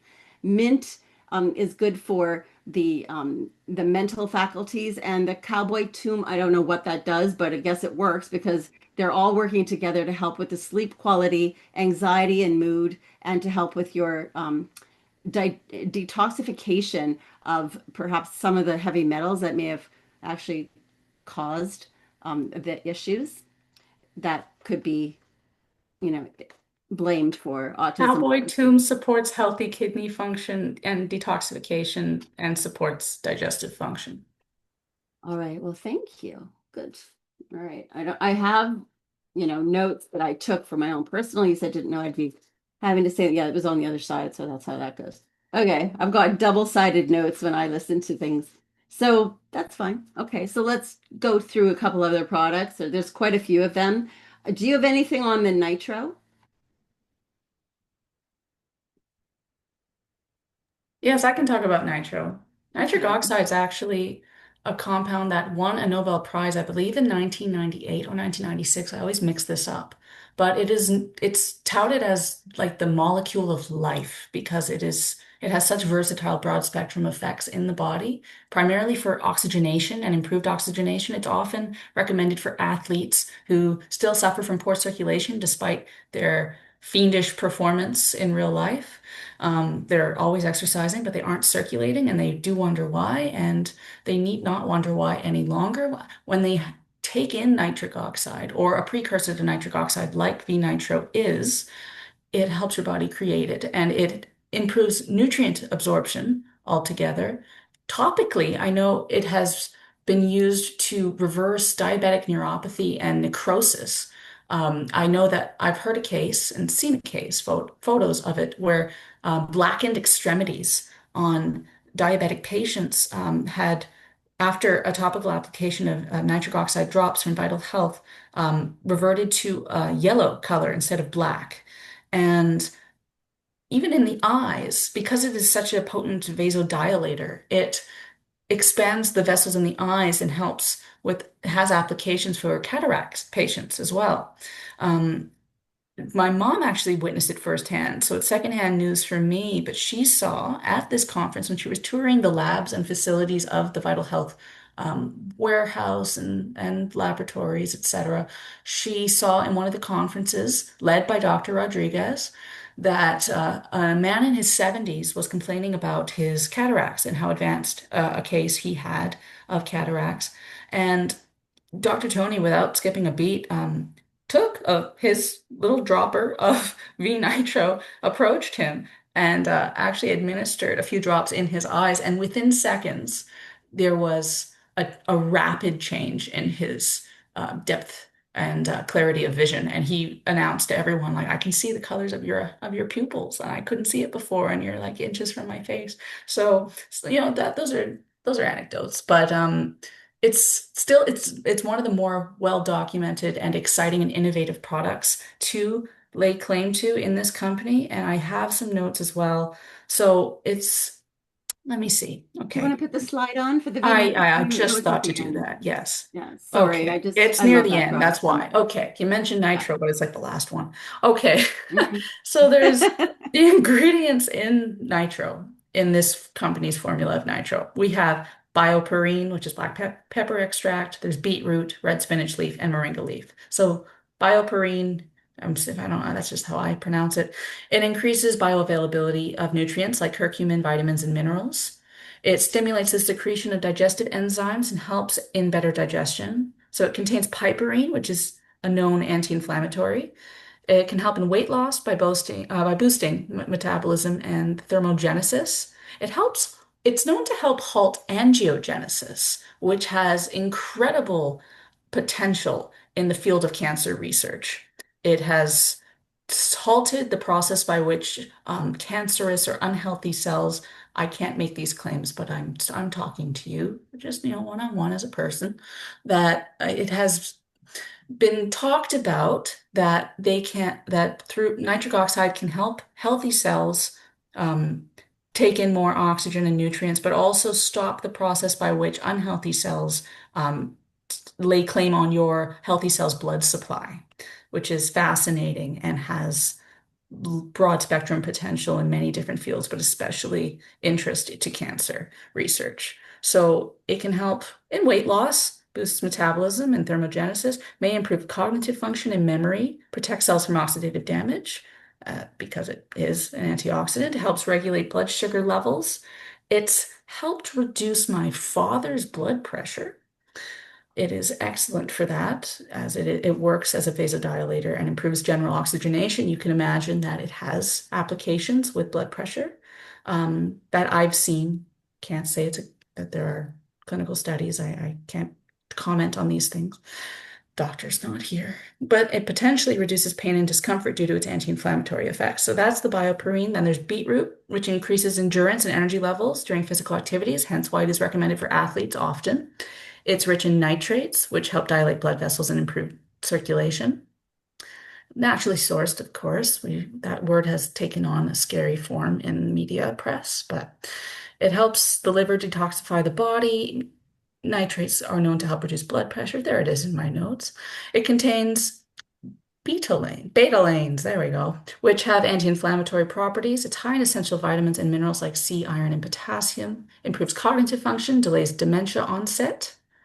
Bold claim, but high in fiber, promoting gut health and regularity. So that's beetroot. Then there's the red spinach leaf component, supports cardiovascular health once again by improving blood flow, reducing blood pressure, protects against oxidative stress and cellular damage, enhances physical performance by increasing nitric oxide levels. Contains vitamins A and C, beneficial for vision, high in calcium and other minerals essential for bone strength, rich in dietary fiber, aiding in digestion, reduces inflammation in the body, and provides essential vitamins and minerals that boost immune health. And finally, moringa leaf, which is known to be high in vitamins A, C, E, and B complex, which is why it's often popularly trending on health food store shelves. Minerals also, calcium, potassium, and iron, and amino acids. It contains powerful antioxidants like quercetin and chlorogenic acid that protect cells from oxidative stress and reduces inflammation in the body, aiding in conditions like arthritis and other inflammatory diseases. Helps lower blood sugar levels, which is beneficial for diabetes management, reduces LDL cholesterol levels, promoting heart health. It's high in fiber, promoting healthy digestion and preventing constipation, boosts the immune system with its rich nutrient profile and antioxidants once more, and improves skin health and reduces signs of aging due to its high vitamin A and E content. I love it. Now, we do have a lot of products, and absolutely all of them are important. So I don't know. I'm going to want you to skip now to Vitadol and Curcumax. Vitadol is, I guess, what you would take instead of Tylenol. It's all natural, and it definitely helps with the pain of what I had, which was fibromyalgia. And the other one is Curcumax, which is it's like super powered turmeric. So if you don't mind looking at those, Alexis. That would be the prescription I had basically for my issues. Well, these were the ones I was going to mention Wow. very briefly at the beginning because of the prior mention of selenium and sarsaparilla as having applications in the realm of prostate health and treatment. And I have seen it. I can't reveal like confidential information, but I've seen cases of inflamed prostate and calcification that have shown up on scans. And I've also seen them go into remission after the introduction of these. I mean, most of what we've mentioned so far, I'm sure you've taken note. It starts to become repetitive because they're antioxidant, they're anti-inflammatory, they promote skin and digestive health, but they're still more targeted because to certain systems still. So these two are the broad spectrum anti-inflammatory products, like And just anti-pain. anti-inflammatory. And I've seen it help numerous conditions of like glandular calcification or organ calcification or inflammation, but that's just because these are like the quintessential anti-inflammatory ones. A lot of them have anti-inflammatory components, but that's what these are for. Like basically to replace the NSAIDs or NSAIDs, however you pronounce it in the field, which have been talked about having, while they were approved for over-the-counter non-prescription use, because they don't directly impact the stomach lining in the short term, whenever the studies were conducted, they have been revealed to cause small intestinal webbing and completely destroy the holobiome in the body and the microbiome gut flora balance. So these don't do that. And at the same time, while providing the inflammatory relief, they are promoting the proper function and the improved function of your liver and your stomach without hurting you. You're not balancing risk. In fact, you are reaping multiple boons at once. So here you have curcumax, which is vitamin C, MSM, which is a more bioavailable sulfur compound. Much more. Yeah, even on its own and when you get it at the store and it's bitter, disgusting powder form, straight, it's MSM, they'll tell you it's the bioavailable form of sulfur. Well, here it is bioavailable sulfur made more bioavailable and more palatable because it's in a capsule for once. And it's combined with turmeric and chondroitin and chondroit and selenium, which everyone has been over this today. Only MSM, I think, has foregone an explanation so far. So MSM reduces joint pain, supports healthy skin, it's anti-inflammatory, so that's a given, and it enhances recovery after exercise, supports immune function, may reduce symptoms of arthritis as an anti-inflammatory, and may improve hair and nail health and support detoxification. There's a multitude of applications for each individual ingredient, and they are combined in such a fashion that they're highly complementary to each other and improve overall absorption into every cell in your body. How would you feel about talking about S balance next? Because Dr. Tony had a lot of success with that in his diabetic patients, and I just would like to maybe glean over the ingredients and just show them what it looks like. Sure. If you Can you remember find S Dr. balance? Tony's inspirational origin I in the field, because I think he was 16 when he lost his parents to diabetes and arthritis, you can rest assured that after he advanced through the ranks in medicine and became a doctor, he paid special care to those particular conditions. And so these products were formulated with that at the forefront of his mind, no doubt. And that's why these two products I just went over, Curcumax and Vitadol, have such pointed application to arthritis in particular and are such potent anti-inflammatories. And then, of course, S-Balance is the counterpart for diabetes. And Can you find that slide, or do you want to go to the multi-slide? I have it. I just don't know where it is. Here it is. There it is. Okay. There's no problem. Let's We have a see. few minutes, guys, Yeah. because the discussion Whenever meeting is you- going to start, and you can answer questions if anybody has questions. Yes. Yeah. And even if they're not for us in particular, we will pass them on. Yes. So let's just, in a couple of minutes. Sure thing. Yeah. Thank you for allowing us this time. It has You're not. welcome. Do you want to go to the multi-slide, Alexis, and then just see what else you want to speak about? Because you can do it off the cuff. You know a lot of stuff. I am doing it off the cuff. I know although you are. there That's is why you not. can just look at all of the products at the same time. Go to that slide, and then you're going to share your presentation with the group as well. Well, you requested this one in particular, but that is okay. On my Yeah. initial slide with like the mosaic. With all of them. Mm-hmm. Okay, here's the full product lineup the company has to offer. maybe talk about a coffee if you want, or Vital Boost, or whatever you like. Let's leave that for another time. So, I mean, the medicinal aspect is what's great. Okay. Yeah, let's keep that They in all the have amazing medicinal aspects. That's the nutritional problem. field than going to the others. So, Yes. Yes, everything is effective through nutritional enzymatic pathways in the body. Your body recognizes these products as food, and since your body's very smart, it will more readily integrate food-based products than artificial perfect replicas that are lab created.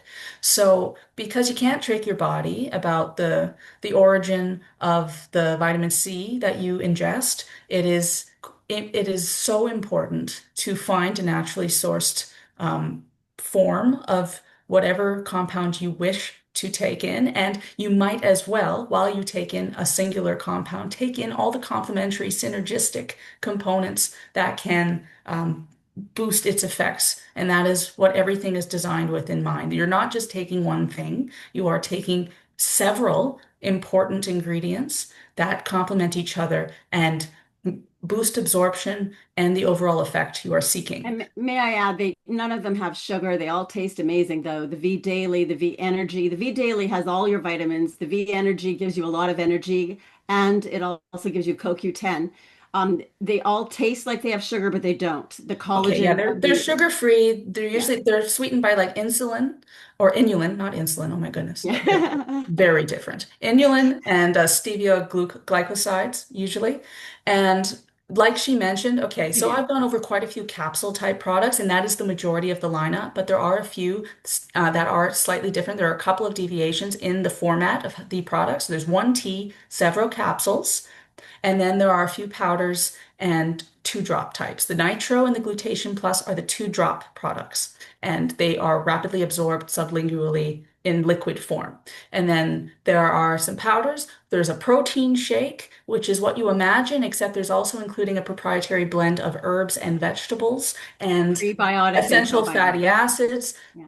and vitamins and minerals and the proteins. So you get the essential fatty acids in that. And then the V Daily is a drink powder that has all the amino acids you need and a probiotic and the proprietary blend of herbs, vegetables, including, and then the broad spectrum of minerals and vitamins you need. And then there's V Energy, which is the company's equivalent of an energy powder drink that does not harm your system. So anyone who is addicted to energy drinks, if you are aware of someone like that, you can very confidently and lovingly suggest this as a substitute because it provides caffeine, but it does not, but it is based in the guarana herb and it is a sustained stimulant without a crash. It is easier on the nerves and the whole body systems. It doesn't shock any organ in your body. It operates primarily through coenzymes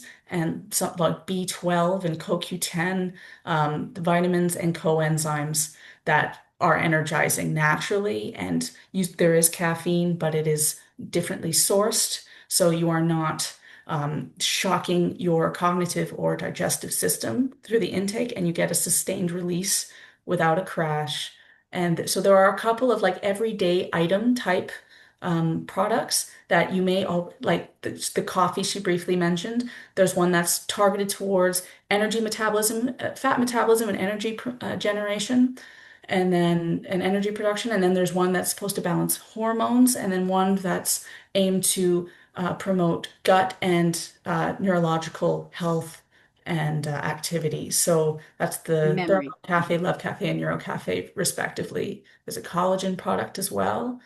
Basically, the main takeaway here is there's a lot of variety here.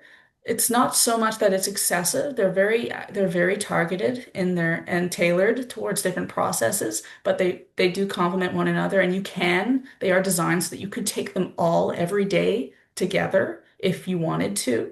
The Vital Boost is more of an antibiotic one, so you would take that when you need it. And You can take that one every day too. It boosts respiratory health. It includes ingredients that can be natural antibiotics like garlic and ginger and cinnamon and a couple of others. But the it B is controls for weight loss. It controls digestive support that helps with weight management. So depending on people's priorities and focus, you can always recommend a few over others, and together, depending on what their tolerance levels are for multiple products. But they can all be taken at once together every day, is without worrying about horrible, nasty threats or side effects, generally speaking. I can't say about if they're on prescriptions, that's a completely different story. There are always like people who can't take curcumin because it does the same thing as their statins. That's a whole different that's a whole different line of advice and reasoning. Like I'm not qualified to comment. But I can say, generally speaking, if you're just seeking nutritional supplementation to aid in your body's natural ability to return to homeostasis and self-regulate, and you know that you are lacking in one area or another, or you just know that you have a disposition towards a certain illness or weakness in an organ or something else, or an autoimmune disease, you're already seeking certain certain help to fill in gaps. These are an excellent choice that you will be able to track progress using the scanning device or your own means and One thing I methodology. want to say with the scanning device, the left ventricle profusion pressure often comes up on the device, and Aesculap's is something that helps with that. And many people seem to have an issue with that particular, heart system, and it will improve with the Aesculap's. Mine did, and so many people's has. So the Aesculap's is that product in the corner that I didn't want to forget about because it's